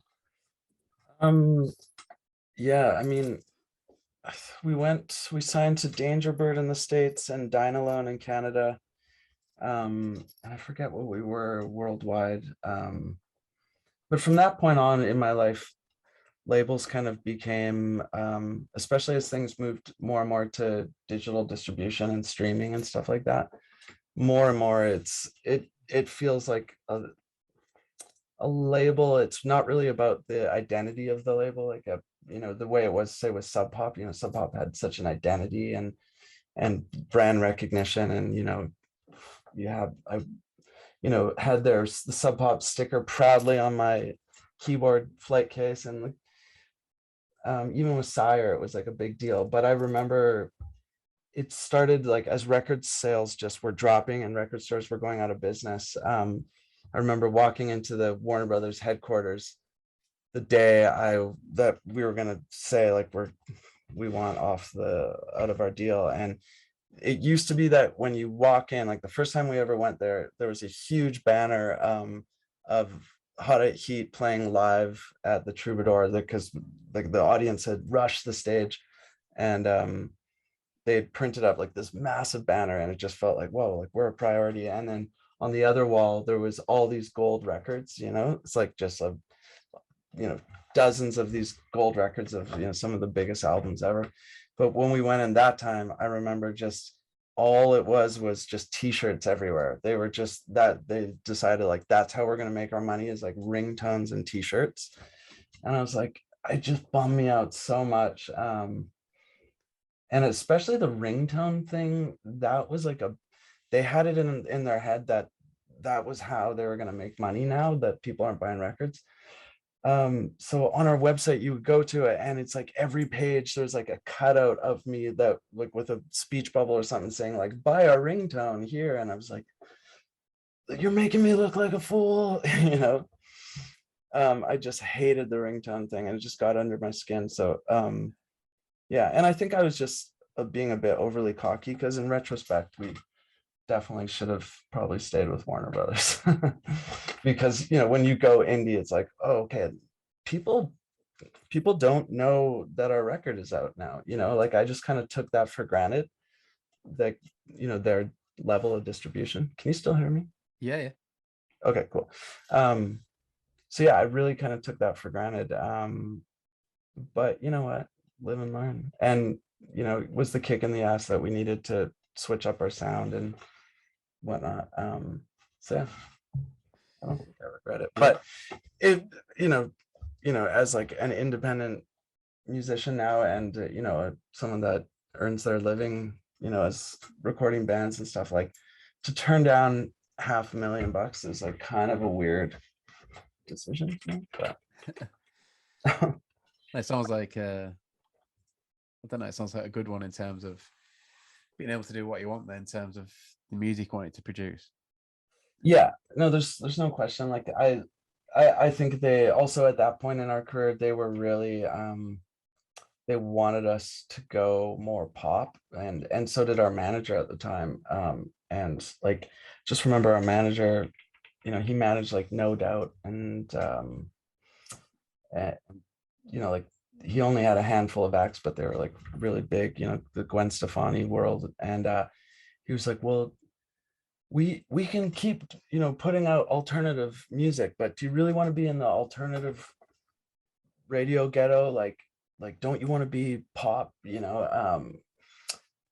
and like I'm painting him to sound like a dick. He wasn't. He was awesome. It was his way of inspiring me to go pop, but we did the pop. We tried to go pop sort of with the album before that. The first single was Let Me In, and we did it with Rob Cavallo, who had done My Chemical Romance and Green Day, and yeah, and we really tried to go as pop as we could comfortably, but it wasn't poppy enough to work, and it meant kind of shedding some of the spikiness of the band a little bit, which didn't sit well with me at all. And yeah, I just was like, I just decided I don't think we're going to be and by pop I mean like in the radio world, it's like if your label tries to promote you at pop radio in the States, it's like it can cost them like $250,000 just to like see if your song will catch on. So it's a big financial risk to go pop. And so there was a lot of talks at the label about us going pop. Same with management. And then we were just like, our day-to-day guy at our management company, Shane, we're like, Shane, why don't you just take us and Social Distortion and like we'll just work with you, because you're kind of like you're our guy. So he went solo, we got off Warner Brothers, and we just went fully DIY. And it was jarring, because I think I had been quite spoiled before that. But yeah, most bands don't really survive past like an album or two often. So at this point it was kind of like, it's like, how are we gonna not dissolve? How are we gonna because I remember doing Glastonbury and or no, the Leeds and Reading Festival, and like people saying, that's bizarre. Like most bands aren't together long enough that they would be doing a festival of this size like for a third time. And I remember this sense of like, could the band dissolve? Could we die?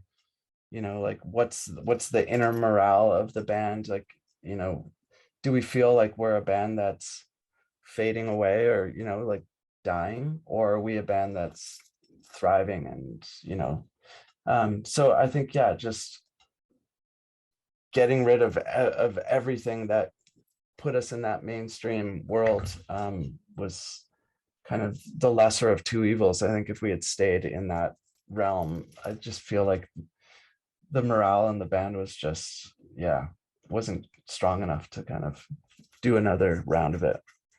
Yeah, because it's intense when you're on a major. It's like the amount of work that you have to put in is like, it's like every album cycle is 2 to 3 years of just non-stop work. I was like, I just want to make music in the studio and just make the best records I can possibly make. Like, I don't care if it's successful on a mainstream level. I just need to make I had all these ideas that were just dying to come out, and I hated that we could only make like a dozen songs every 3 years or whatever it was. Like I wanted to make 50 songs a year or whatever. yeah. We made so much music after building the studio. Like I still have enough to put out probably like a double LP of unreleased Hot I Eat. Oh, cool. Yeah. Then obviously like a 6-year gap between the fourth album and the last album. Did you kind of have some of the other projects going at that point? Yeah. I started so Parker Bosley, who ended up taking over on bass for the last 2 records. And is that were we talking the last 2 records, or do you want to talk about the third record? Happiness. No, I was just talking about the gap in between? Well, just about your other projects, really, that were going alongside Oh, about okay. Hot Heat. Yeah. So I started just recording other bands, which was really fun. And every time I take on a record, I kind of I feel like I'm in the band, like it's kind of like my desire for it to succeed and I don't know, is as strong. Like if I'm working on somebody's record, it's the same as if I'm working on my own record. Like I want it to be that good. And so some ways I feel like I've been in so many bands, um, uh, but as far as my other projects, like Fur Trade was Parker and Parker played bass in the last couple Hot Heat records, and he toured with us a bunch. And so we put out a record, him and I, that I really love, called Don't Get Heavy. And then we started working on the second album, and we've made a whole other album, but it's just I we've just kind of been sitting on this finished album actually, and I would love for the world to hear it because it's so good. But I've kind of lost the motivation to go through the process of releasing my own music. It's weird when I say it out loud, it sounds silly, but yeah, I feel weird promoting myself. So I also have another project called Left Field Messiah. And like I love those two guys so much, and I love being in the studio with them, and making that record was just so, like, every second of it was so fun and fulfilling. And then but releasing it took so much out of me because I really get invested in the artwork. Like I and like the videos, like I did the majority of our music videos, and I did like all the artwork, and the photography and like all this kind of stuff. Like I just get so into it that it's like such a time suck, and unless I'm gonna kind of give up my production career, like it's hard to, yeah, it's just hard to be a musician and a producer at the same time. So anyways, so I kind of have realized like the music I make is like a selfish thing, and so Fur Trade really falls into that as well. It's like the music's so good, but I just don't have the desire to promote myself. um but having said that, Parker and I have decided that we're going to finish it and put it out this year. So Nice one. he's getting back from a tour with another band, and then we're just end of February, or beginning of February, we're gonna finally finish this thing. And I think it's really good. Like I think it'll be like one of my favorite things I've put out. Maybe. Nice. Saw it described as yacht rock. I was quite enjoying that term. Yeah. Yeah, I think we had it in our head that we wanted to be yacht rock initially. But then I think it's more actually just kind of experimental indie pop, if I was to have to describe it. I don't think it's that yacht actually. And you got another band called Mounties, who Yeah, a guy called Ryan. Did he help produce the Future Breed album as well? yeah. I did Future Breeds on my own, but then brought it to him to mix. Right. Actually, so I wouldn't say he was like the producer, but at the same time, he was like, well, I'm not really a mixer. But I ran into him in the hallway of this building where there was a bunch of studios. And I just thought his energy was so great. He was just so positive, and I've, like I said, battled my own sort of insecurities and depression and whatnot over the years. And so like I really just loved that he made me feel like appreciated and at home. And I I could just tell that I was going to make better music if I was like in his presence. And I was right. So yeah, so we took, and he's like, I'm not really a mixer. I was like, but I've heard your stuff and I like your vibe, and between you and me, like we can figure this out. So we spent 8 months mixing that record. Like, you know, in contrast with Make Up the Breakdown, I think we did, like, it was all mixed in a couple days, you know. But in the process of doing that, you know, like he sort of, that definitely places him as more of like a producer, co-producer role than just mixer, because like we did a lot to that record to make it better. And so I should say he is co-producer actually, um but yeah, like, and that that the sound of that album, like it, to me it's like the sound of two huge production music nerds just like forming their relationship. And yeah, like he's gonna be one of my best friends for life. He was the best man at my wedding, Okay, right. before I got divorced. Right. But yeah, so, and so the experience of doing that record with him was so great. And then I remember we were doing this, there's this CBC show. Do you, like, you guys have BBC, we have CBC. And it's called Q. It's still a thing. And it's like, was the biggest success that CBC's ever had. And the host of it like totally went down in a ball of flames for like some sexual stuff that was dark. Right. But before that, like right before his kind of like fall from grace, we were asked to perform live on it.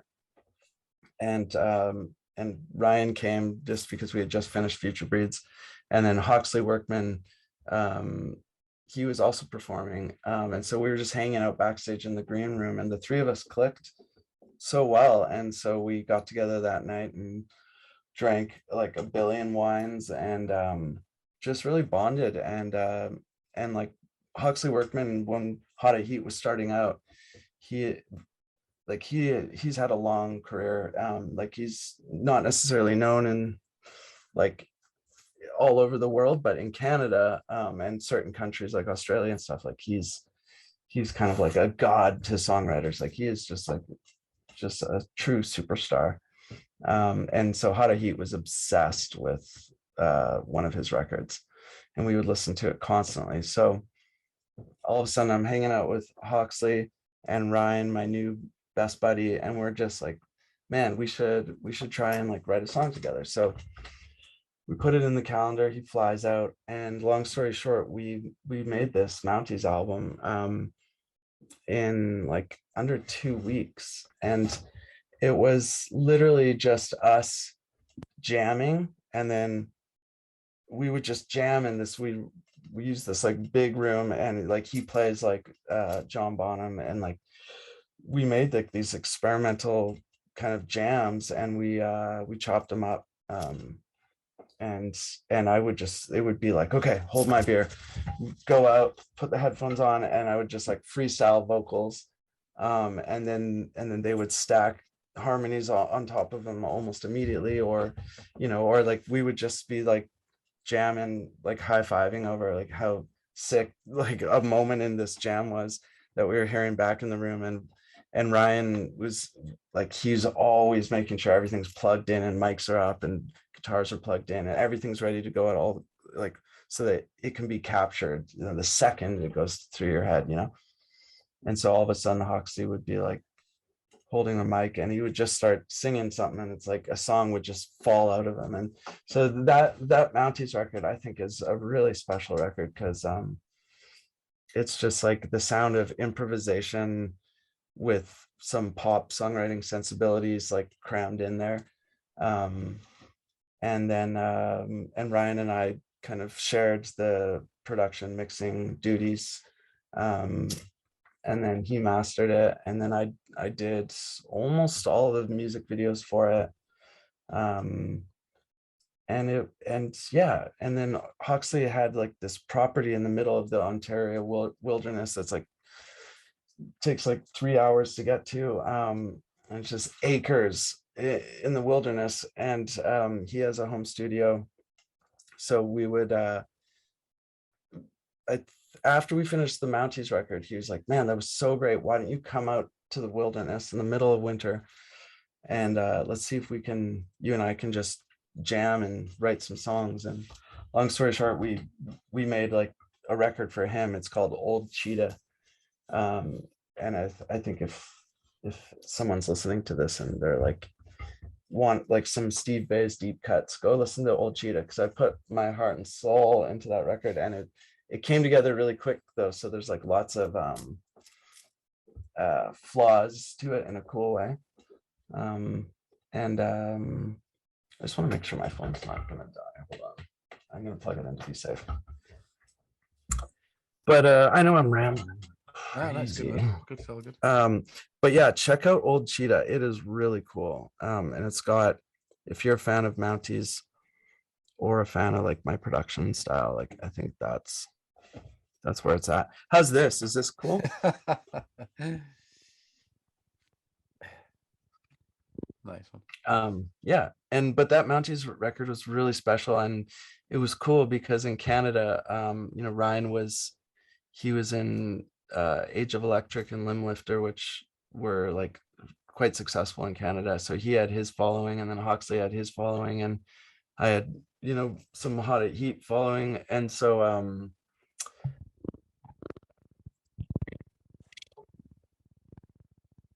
sorry. Like oh, sorry. Can you hear me? No, that's fine now. Sorry, I just went a bit strange. Oh yeah, sensitive mic. Sorry. Yeah. So the first show we ever played in our hometown was like 1,200 people, sold out, and turns out the whole, like, we only ever did 2 tours before we ended it, but they were both just like these cross Canada sold out tours, and it was so cool because it was like we got the experience of being a brand new band, but our past like allowed the press to kind of hype it. So I'm looking at you over there. I should look at here. Yeah, so it's like we were doing these sold out shows, but we were a brand new band. And I think that's like the first and last time I'll probably ever experience that, where you get the thrill of playing all new music. Normally, with a band, like you get to play like 3 or 4 new songs in your set. It's like we were just doing all new material, and yet like there was people there, so it was really cool. We also did a Europe tour that went horribly wrong though. So that was a dark tour, but strengthened our friendships.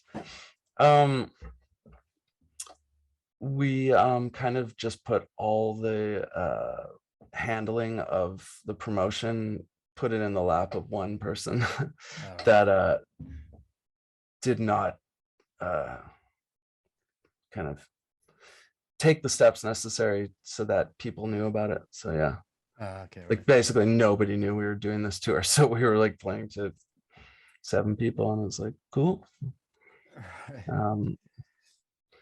Yeah, I think I probably have like a cyst on my liver from that tour. Like it was a tough one.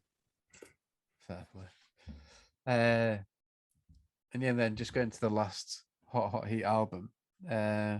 Did you know that was going to be your last album at the time? Yes, yeah, that was like there was like a number of reasons like why it needed to end. And I mean, like now, like with Paul, like Paul and I have been like the soul of the band like this whole time. At the end of the day, it's just like him and my like friendship is kind of, and passion, like he's my musical brother, but like we were just becoming such different people and like going through such crazy transitions. Yeah, and so like the album's self-titled because we literally couldn't even like talk without arguing at that point. So like it was like a hard album to make, but but yeah, like there was still like friendship and love in there, but there would be like these spikes of like, I can't do this anymore, like just a lack of tolerance to kind of put in the work that it takes to maintain a friendship, you know. So anyway, so that was tough on friendship, but now, you know, we're actually like, we've been communicating like constantly lately, and which really brings me a lot of joy. And yeah, like he totally transitioned. Like he was kind of like the party animal of the band before, and now he's sober. He's got 2 kids, a wife, a house, and he's a realtor, and he's in like a different city. He's done like a complete 180, and oh man, yeah, I'm just proud of him that he just basically decided, I'm going to make a completely new life. Whereas I've, like, the last time I saw him in person was at a wedding, and he was just like, wow, I can't believe you're still doing music. That's crazy. Like, good for you. Like that just seems like so foreign for him now. But yeah, it is trippy that I'm still doing music in some ways. But like, did you reach a point where you had like a final show and you knew it was going to be a final show kind of thing?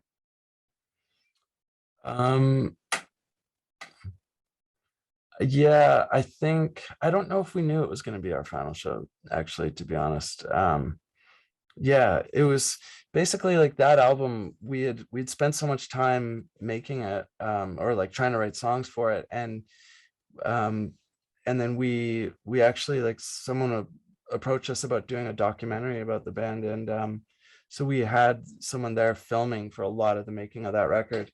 And then it was just, I was just falling out of love with music, like, by the end of it. So, but I brought Ryan in because I loved working with him on Mounties, and so I was like, can we just re-record all these songs? Like, because I had done all this kind of, you know, production work on it and stuff. I was like, why don't we just do what we did with the Mounties record?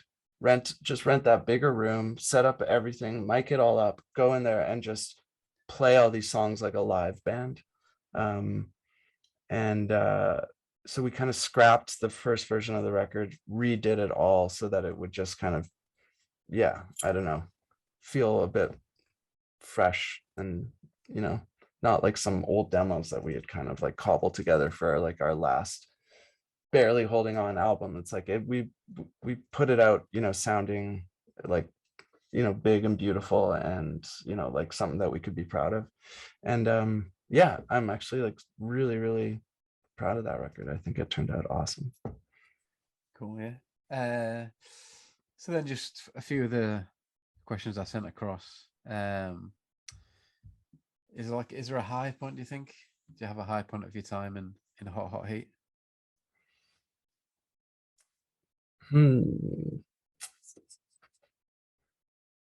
That's a good question. Oh man, there's so many incredible shows. I think that for me, like, just the live show itself was, like, I recently, somebody I was recording, they were like, have you seen your Hot at Heat Glastonbury set? It's online. Yeah, I was watching like, that. no, yeah, it's like, I haven't actually. So like, he forced me, he's like, come on, let's just like listen to it on like the studio monitors, like, just let's watch like one song. And I was like, oh, it's okay. But then we kept listening, and like by the third song, I can hear us like get like the tightness kicking in, and like the pitch of my voice kicking in. And then we kept watching, and it's like by the end of the set too, like, so many people had filled up in the audience. And it's like, I remember thinking of that Glastonbury show as just being so over toured and burnt out, and I wasn't happy with my performance. But then seeing it, you know, recently with fresh eyes, it's like, oh man, we were essentially like athletes at the top of our game, you know, like doing what we had spent our whole life training to do, essentially. Like we're just looking at it, you know, more like a sport, because you know, you're running around, everyone's like trying to perform their absolute best while, you know, being a showman. And it's like, yeah, I think if I was to answer that question, I'd say just like the quality of the live show, I think is maybe like what I'm the most proud of, because we really like gave it 110%.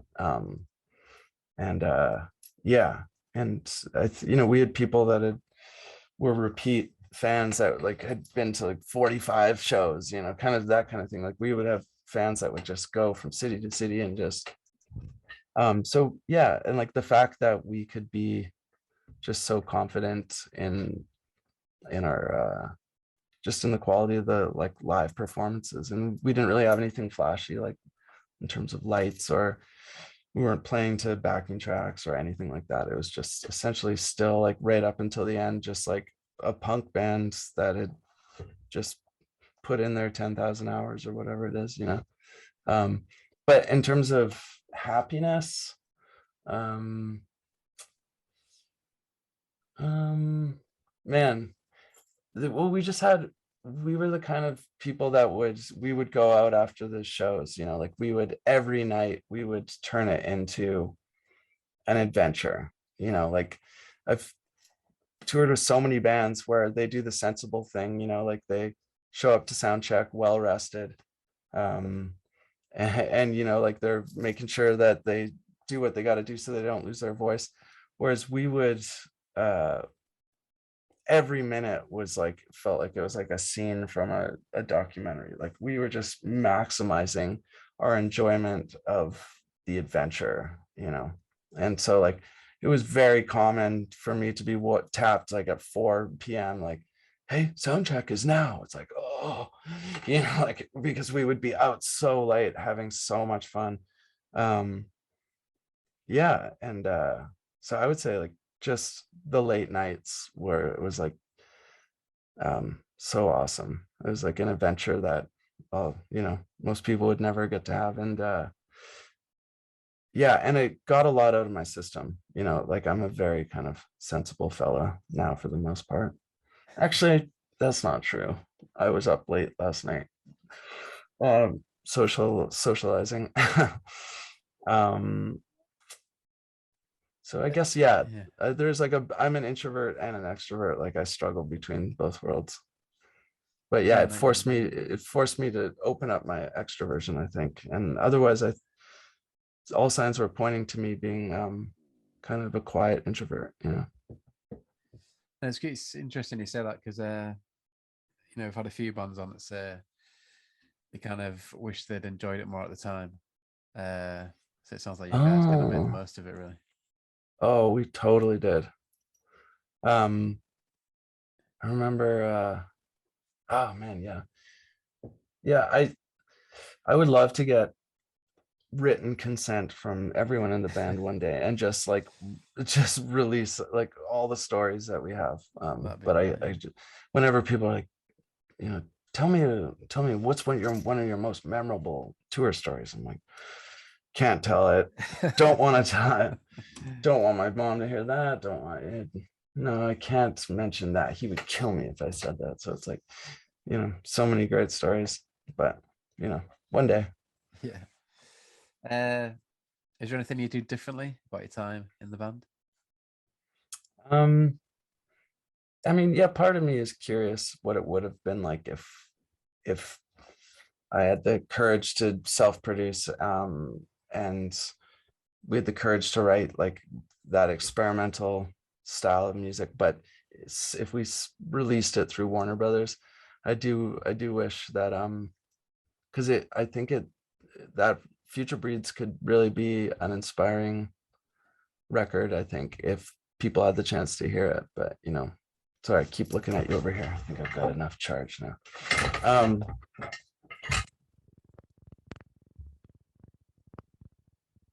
like there's this band called We Are the City. I don't know if you know them, but really great bands, like such a good band. And their fans just love them. They're since broken up, but they asked me to produce a record for them, called Above Club, and they were just such fans of Future Breeds. It was like, we've listened to it so many times, and like, we want you to produce our record. And I said, honestly, if you want the best way for you to get a record that sounds like Future Breeds is to do what we did and just buy your own gear, record yourself, just, and then have someone with some experience mix it.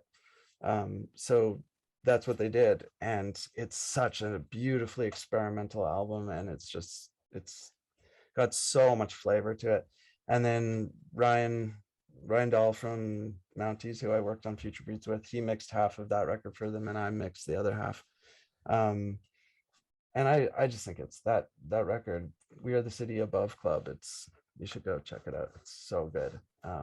And so I guess I do regret, in some ways, not staying on a label that would have given us the distribution big enough to say like, hey, like, look, you can make albums like this, on a major label. Like, you don't need to sound like Linkin Park,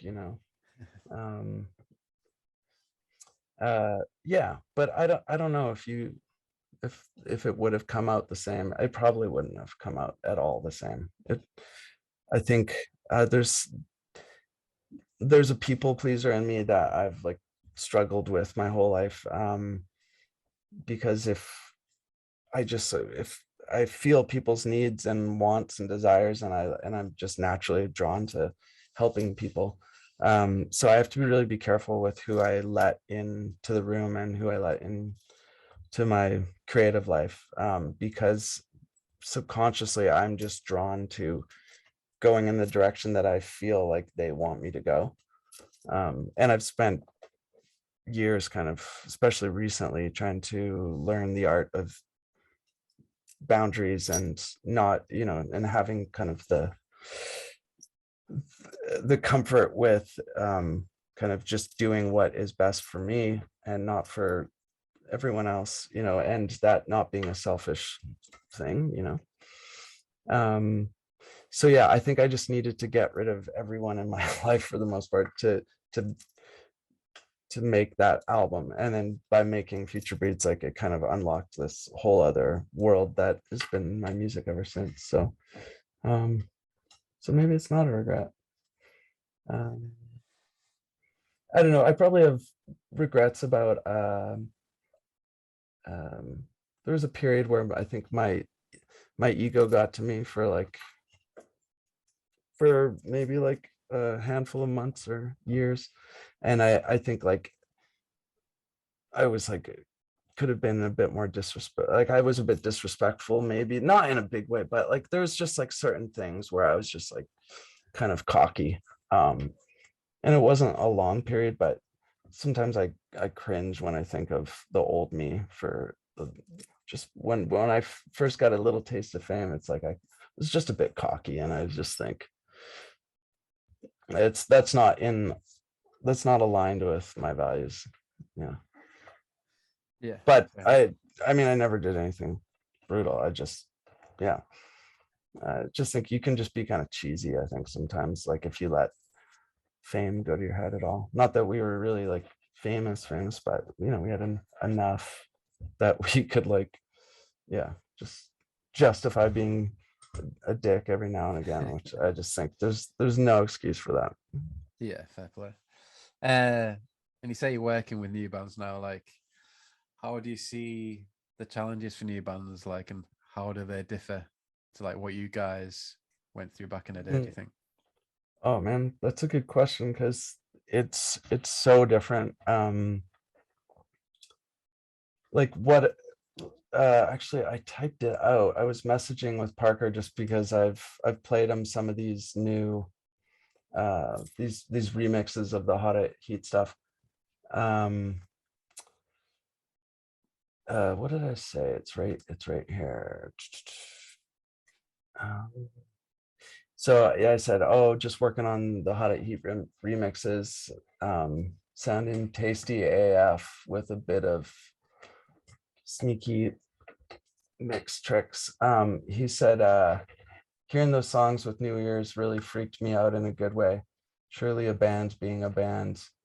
A really amazing snapshot. Makes me rethink recording a little. Thinking about the few moments in a producer's career where you just bottle the magic, and an artist too. And I said, yeah, me too. It's, you know, because we recorded them in 2002, right? So I said, yeah, me too. It's such a different approach to writing than the norm is these days. Back then, having a jam spot was way cheaper and easier than having a studio to record demos. Now it's the opposite. Writing songs quietly or on headphones whenever you want, as often as you want, just makes more sense as, like, you know, your process for writing an album, as opposed to finding a place where four people can, you know, be as like ungodly levels of volume. You know, it's like, it's so hard to find that now, like to get a jam space where you can just crank your amps and just bash away. You know, if you are lucky enough to have a jam spot, you have to kind of share it with a bunch of people because of the costs, you know, of living and cost of rent now. And like, you know, as cities become more dense, like there's less and less places that are soundproof and stuff, you know, so it's like really hard to have a find a jam space. And so like that album is like the result of like not having laptops, you know, in our bedrooms. That's like, we had to, you know, we bashed it out in a jam spot. And then the things that work, you just sort of remember, like, you know, there's no way, like, I don't understand how we could have written Make Up the Breakdown and then just like gone into a studio without having demoed it or anything, and just like by memory play all those parts. Like it's just so bizarre. Like now there's just, it wouldn't make sense to make a record that way. So yeah, it's like there's very few bands now, you know. Yeah, and obviously you hear a lot about, you know, the money from Spotify not being good enough and everything. Like, what's your kind of take on that? What's like your experience of like new bands being able to monetize things seems a lot harder, or is that not the case? I don't know. Making money is always going to be the hardest part of being a creative.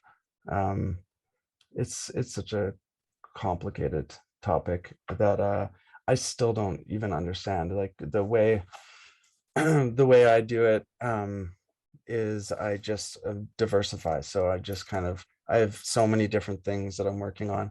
So I just have faith that if I work hard, um, and my buddy Drew, he negotiates any sort of budget stuff, you know, because like I'll flex on my budget depending on where like a band's career is at, like if they've got, you know, a grant, or if they've got a label that can pay for it, or, you know, like maybe I've got an opening and I'm just really excited to record that day. And it's like there's all these variables as to like how someone would come into my studio and we'd work together.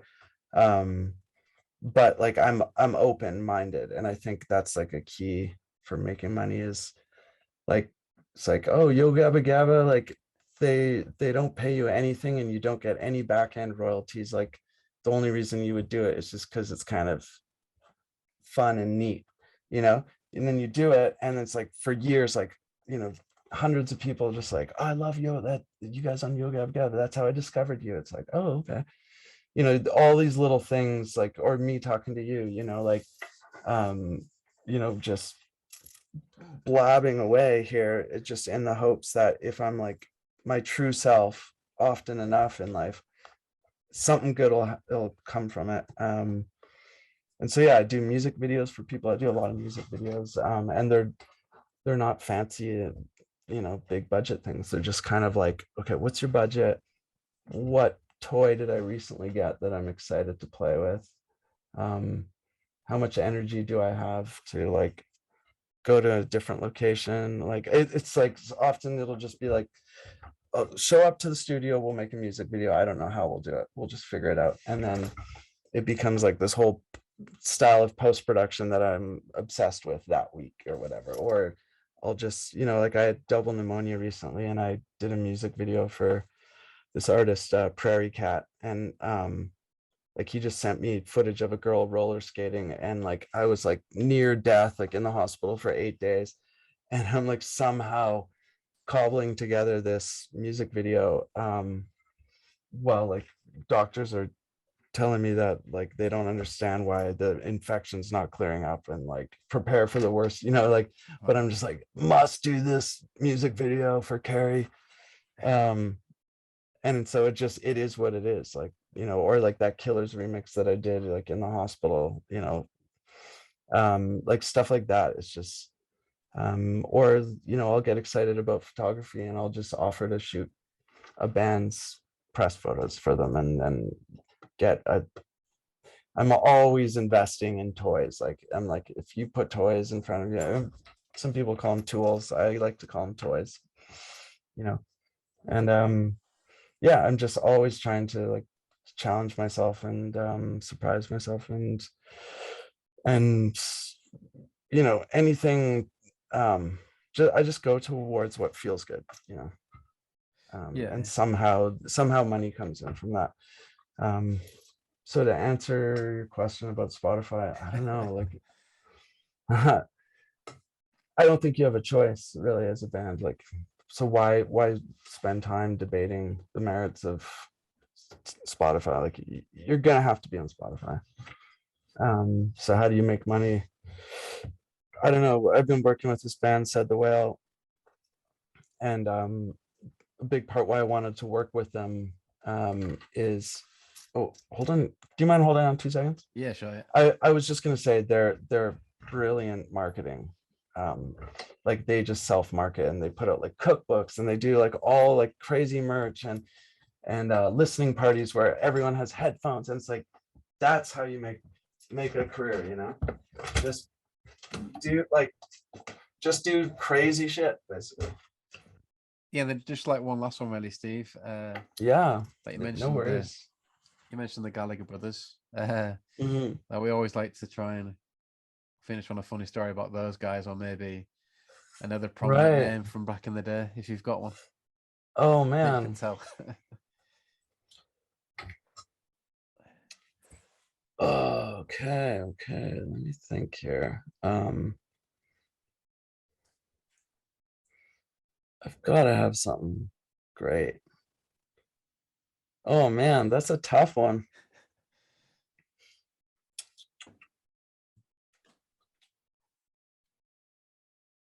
And yeah, the Gallagher brothers, they're just press machines. Oh man, I hate to be this guy, but I think I'm stumped. I mean, I mean, you holy told us crap, about Noel it's anyway. It's quite funny. what's that? You told us the Noel one about your hair, which was quite funny, to be fair. Yeah, I mean, him just walking in with Zach Starkey and just being like, "You got fucking great hair, man." I I think that was 2004 or 5, I think. Yeah, but that definitely made me go like, oh, I guess this hair thing is kind of my thing. I'm just gonna stick with it. Somebody for the first time ever asked me on Instagram and said, "Do you ever think of chopping your hair off?" And to be honest, I don't really think about it. And it doesn't really go through my head. It's like, if you've got curly hair, you don't have a lot of options. Like and I just like, maybe I'm a bit lazy or whatever, but it just suits my lifestyle just to have longer hair, because you can go ages without having to think about a haircut. Yeah. My dog started barking, but yeah. So where can people check out your stuff? Obviously, your website. Um, yeah, so my Instagram is just Steve Bays. And on there I've got a link that to my link tree, which is kind of how I've been updating things more lately. So yeah, click on my link tree there, and that has like there's so much on there. I'm still kind of updating it. I started that when I was in the hospital. It's just something to do, and I'm like, man, there's like a lot of meat here. And I've got a stevebays.com, but it's soon that's just going to be my link tree because I just cannot be bothered to update a website. It's yeah. And geez, I don't know if anyone has listened to all of this. I hope do you edit this? Like, Yeah. I've, man, somebody should be paying you for editing this one. I should pay you. This is going to be a tough one for you. That's all good, mate. Yeah. It reminds me of I had Luke Jenner from The Rapture, and that ended up being a Oh, no way. similar amount of time, and he had a real cool story as well. Man, that's funny because him and I have connected recently, Oh, actually. really? Yeah, there's because I used to live in this old ex-crack house. Like, it was just the nastiest house, but there's 7 of us living in there, and we had a jam spot. And we would, me and Dustin and Paul from How to Heat, like we lived there together, and we would have these house parties, and we would get bands to come and just like play in our basement. And like we would like start a new band, like write and memorize like 7 songs, play a set as a new band, and then never again. Like it was so fruitful and creative at that time. And I just remember the Rapture came and played our basement. Right. And they were under a different name at the time, like they were called the Calculators.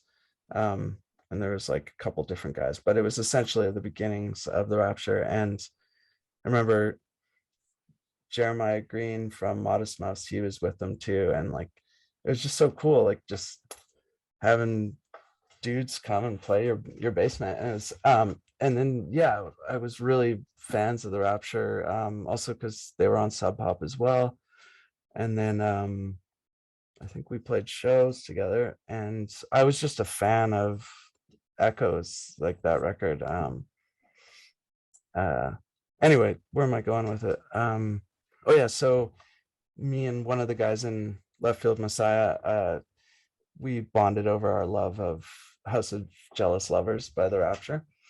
And so the chorus lyric to one of our songs, the song's called Young Libertine, which is also just my nod to the Libertines, being a longtime fan. And the chorus lyric is dancing in the kitchen to the house of jealous lovers is like one of the lyrics. And so after I finished the video, I realized I still had his phone number, so I texted him the video. And he was super into it. He was cool with the fact that I was dropping his song in our song. But long story short, we went into a super long convo about mental health, because I guess he's in the mental health profession, as you probably are well aware. And I remember that one of the last times I ever saw him was, this is actually kind of a neat story. So we went to so we were playing El Paso, Texas, and we had a day off, and we went to Juarez, Mexico, which was like really sketchy. It's like of the places to go. Can you hear me still? Yeah. I'm just got you on mute because my dog started barking. Sorry. Oh, okay, all good. Sorry, I just want to make sure. So we go to Juarez on our day off, Paul and I, and it was so sketchy, and all these dudes all of a sudden surround us, and I just remember, like, I was like, oh man, like we're getting mugged. Like they're just like, hey gringo, and like, you know, asking us those kind of questions that's leading up to like, how much money do you have on you kind of vibe. I was like, man, like I was mugged once before, but it's been years since I've really thought about my own safety. And yeah, it was really freaky. And then all of a sudden I just hear Steve, and Luke from the Rapture is just walking with this Mexican show promoter. And he's like, what are you guys doing here? Like, you shouldn't be in this part of town. Like the show promoters, I can't remember why they were there, but they just saw us about to get mugged. And they're like, let's get out of here. And so we ended up going to have lunch with them, and then we stuck around for this this party at this club. And so it was like Paul and I and like the dudes from the Rapture, and we both had the nights off, and we were just hanging out, just loving life. um and then I had to get back to our bus, and I had to cross the border. um and it was like super late at night, and then I was like, is anyone going across, could we get a ride? So we get a ride with this Mexican fella, and he takes us across the border. And then when we get across, he's like, pulls out this huge bag of cocaine from his sock, and he's just like, oh man, whew, I was nervous. I was like, what? This guy like was like smuggling drugs across the border with us in his car. And it's like, yeah. And it's one of the most notorious drug trafficking spots between El Paso and Juarez. So they're extra, on high alert. But yeah, we didn't get arrested, fortunately. But anyway, that's my tie-in to Rapture there. Yeah. Yeah, I feel like the people that know how to heat, like really love how to heat. But we've always kind of been in like this sort of like a little bit in the mainstream, but for the most part, kind of still a bit sort of underground in a weird way. I don't know. Yeah. We're kind of a weird hybrid between word of mouth but then also had like, some singles on the radio. Yeah. So I suppose it is a bit similar to the Rapture, like that kind of thing. yeah, Seems quite yeah, similar. they're like, most people don't know them, but then the people that know them like definitely know them and love them. Yeah, they're awesome. I look forward to the 20th anniversary stuff as well of the album. That'd be quite cool. Yeah, I'm really proud of these remixes. It's like at first I was worried that it was people were gonna just slam me for remixing of like a record that was kind of, culturally had its moment in time, and so to remix it, it's kind of a questionable decision. But I've just leaned into, I haven't even listened to the old version of it intentionally, like in years.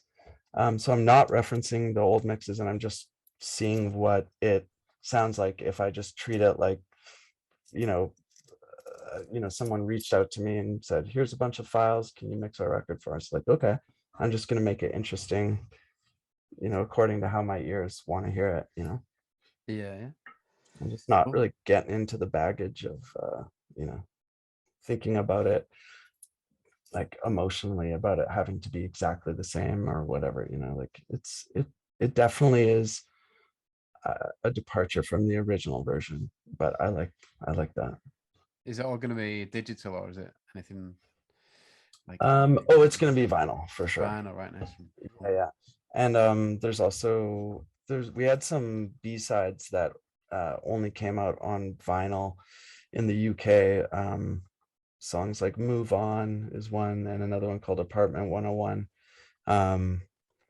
And then we've got like, I've got like a stack of DVDs that back when that's how you kind of stored stuff, was on DVD instead of hard drives, because I didn't have big hard drives back in the day. And so I've got a bunch of old sessions of songs that I want to figure out how to open up, because they're all like a 2000, 1999 or 2000 version of Cubase. So somehow I got to figure out how to get these songs, because we're going to put out a deluxe version and make up the breakdown with like all these demos. And for hardcore fans, I think if we still have them, I think people will be stoked.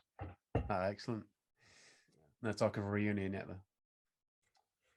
Oh yeah, there's just like lots of that being thrown around for sure. I think I'd say it's a 50-50 at this point.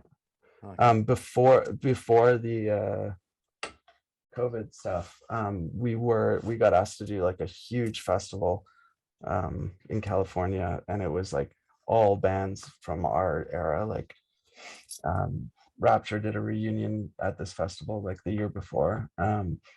Anyway, so we were going to do it. And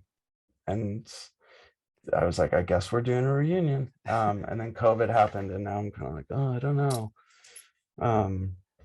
And there was talk, I don't know if it was actually going to happen, but like talk of like, well, if you're reuniting, you like, I think there was an offer to tour opening for Blondie, which was kind of a random thing. So I don't know. Life's weird. We'll see. Yeah, keep an eye out for it. All right, cheers, Steve. I'll let you go off, but I'll be in touch. Awesome, man. That was so fun, and thanks for giving a shit. It was really cool. Nice one, mate. See you in a bit. Okay, all the best, bud.